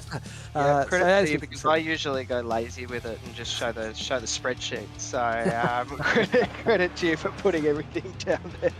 So as you can see there, we've got anything and everything you could possibly want from the American cars that are a little bit like Formula One to Mazda MX-5s and Formula Vs and V8s and God knows what, everything you could possibly want on the pages and the streams of the Gentleman Sim Racing Club. So all of that is brought to us. We'll go through that shortly. But the merchandising store, you can get t-shirts, jumpers, probably a t-shirt this time of year with the weather warming up. Stubby holders will go down, absolute treat to keep your Sprayton cider nice and cold. And GSRC key rings, etc. Have a look there. You can also do all your membership to join up for either just the Enduros, just a season, or a whole year's worth. So anything you could possibly want to do, you can do that on the race.tgsrci.com webpage. Then we probably could go to the Enduro. If you've got the Enduro poster, we will be going to, where are we? Round round 3, Road Atlanta 6-hour with a 12-hour daytime span. So 5th of the 11th coming up, and it's a bit of a packed schedule then leading into the end of the season. So this Sunday, 5th of the 11th, will be Road Atlanta. Then we've got Nürburgring 4-hour on the 26th of the 11th, and then just on the 17th of the 12th, right before Christmas, round 5, the Le Mans 6-hour with a 24-hour time spread over that. So plenty of racing to come up for the LMHs and the GT3s in the login systems endurance championship for the Gentlemen Sim Racing Club. Might do sponsors next. And of course, without the sponsors, we can't do any of this. And we'll start with Flash Graphics, who do wonderful club liveries. If you're ever looking to maybe race some officials and you want to represent Gentlemen Sim Racing Club, toss on the club livery. Keep an eye out in Discord. I'm sure they're pinned on most of the groups. So you'll find a club livery for most of the classes of cars that we're racing. Big thanks to John Simpson, the president, for continuing to do that for the club. Then we move on to M-Wave, great providers of internet and, sorry, not internet, computer, and anything involved in computering, right from the chairs all the way through to monitors and probably VR goggles as well. So from top to toe, or base to apex, should I say, they've got you covered. So M-Wave, have a look on our Facebook page, because there is an affiliate link there, and when you purchase through that affiliate link, that will help the club out with a portion of that purchase coming straight back to the club. So big thanks to Daniel, who's very closely associated with M-Wave and has brought that to the club, along with his wonderful broadcast 2 nights a week. Login Systems, as we mentioned, have brought us for a couple of seasons now the Endurance Championship, and we have very great thanks to them for doing so and facilitating a broadcast of most, if not all, of the rounds, and a large portion of each of those rounds, bar a little moment to duck off and do a few laps and have a bite to eat. So big thanks to Login Systems. Orbic GT4, and that's Pete Matson bringing us phones and tablets and the like from the US of A. Orbic Systems. Have a look at their website. I'm sure you can find it. It's probably orbic.com. And you can see what they've got there, and if they've got something you like, have a chat with Pete Matson, and I'm sure he might be able to even sharpen his pencil a bit on it as well. So thanks again to Pete Matson, who's been a very, very long time supporter of the club, one of our foundation members, and a really good bloke with it as well. Waste Options bring us GT3 every Monday night, and we thank them for their continuing involvement. Not only are they flexible and credible, but they're fair. Lobesy Racing, Trent Lavis, good outing for him tonight. Just couldn't match it with the thirsty old Aston Martin, and kind of appropriate that Trent Lavis, who's rather partial to a spicy cola or 7, should have a thirsty car as well. So big thanks to Trent, who's been a big supporter of the drivers and of the series. Thanks, mate. Player One Sim Gear, big welcome back to Neil Waters, who's the chief protagonist there at Player One Sim Gear. Big help of the club. He used to sponsor the Formula Vs, and now he's back doing the V8 Super 2s and 3s. So great to have him back on board, and if you have any questions about any of the fine intricacies of some of the very, very good equipment that's available for both flight simulators and car simulators, get in touch with Neil Waters at p1simgear.com.au. And of course, our brand new sponsor, Pure Tasmania Sprayton Ciders. If you're over the non-alcoholic stuff, they've got some gentlemen's, some grown-ups beverages as well, and ladies' beverages. So have a look out for Sprayton Cider. They do look very tantalising, and I'd very much appreciate a case to the commentary booth. Thank you very much, Sprayton Cider, for coming on board and bringing us our Thursday night broadcast. It's great to have a naming sponsor for the Formula Vs and the Porsche Cup. I think that's all our sponsors. So we've done sponsors, we've done schedules, we've done broadcasts, we've done merch. I think that's about it, Daniel, unless I've left something out. No, you have covered it all. Excellent. Well, once again, Josh, have you got anything further you'd like to add or subtract from our conversation? Nah, fantastic call as always, gents. Thank you very much. Thank you very much. And we hope to welcome Aidan Schultz back next week for his regular Wednesday commitments. I'm sure the real world just caught up with him a little bit tonight, and it's great that we can fill in for the guys who do such a good job week in, week out. Big thanks to those guys. Sam Chapman, thanks for joining in on the earlier part of the night. It was eventful in the Downforce Legends, and far less eventful during this racing. Congratulations to you on your podium. Yes, thank you. I'm sure it was a bit less eventful. That Downforce Legends couldn't have been much more of. I mean, given we still had plenty to commentate under yellow flags for 7 minutes, I think that says it all. Indeed. Thanks again for joining in. And Daniel, of course, big thanks to you for your week in, week out commitment for 2 nights a week. Your bringing on board of M-Wave and all the wonderful things you do around the club. That's greatly appreciated by me, and I'm sure the committee, and I'm sure every other member in the club, so that we can quickly flash back and watch our highlights and perhaps our not so highlights of the racing. So big thanks to you, Daniel. Always, mate. Glad to be here. Excellent. And that's it for tonight. Wednesday night done and dusted for another week. Week 6 gone. I'm sure Zach would have about 6 other stats that he could wheel out, which season it is since we started, and how many weeks there is to go, and how many years behind that Queensland might be. There you go. That's got a reference in. But we will welcome Zach back on Monday. We're hoping to have Callum Heinrich doing the Formula Vs tonight, and I'll jump in again for the Porsches tomorrow night after the Vs, all going well. So we thank you for joining in and watching us. It was a little quiet on the comments tonight, but maybe it's because they realised it was me, and they just didn't feel like getting involved. But we thank everyone who's been part of the club, on screen, off screen, behind the screen, and anywhere else you care to mention. We will see you again tomorrow night for Vs and Porsches, and that will wrap up the week's broadcasting. So thanks very much. We'll see you all again. Stay well and stay safe.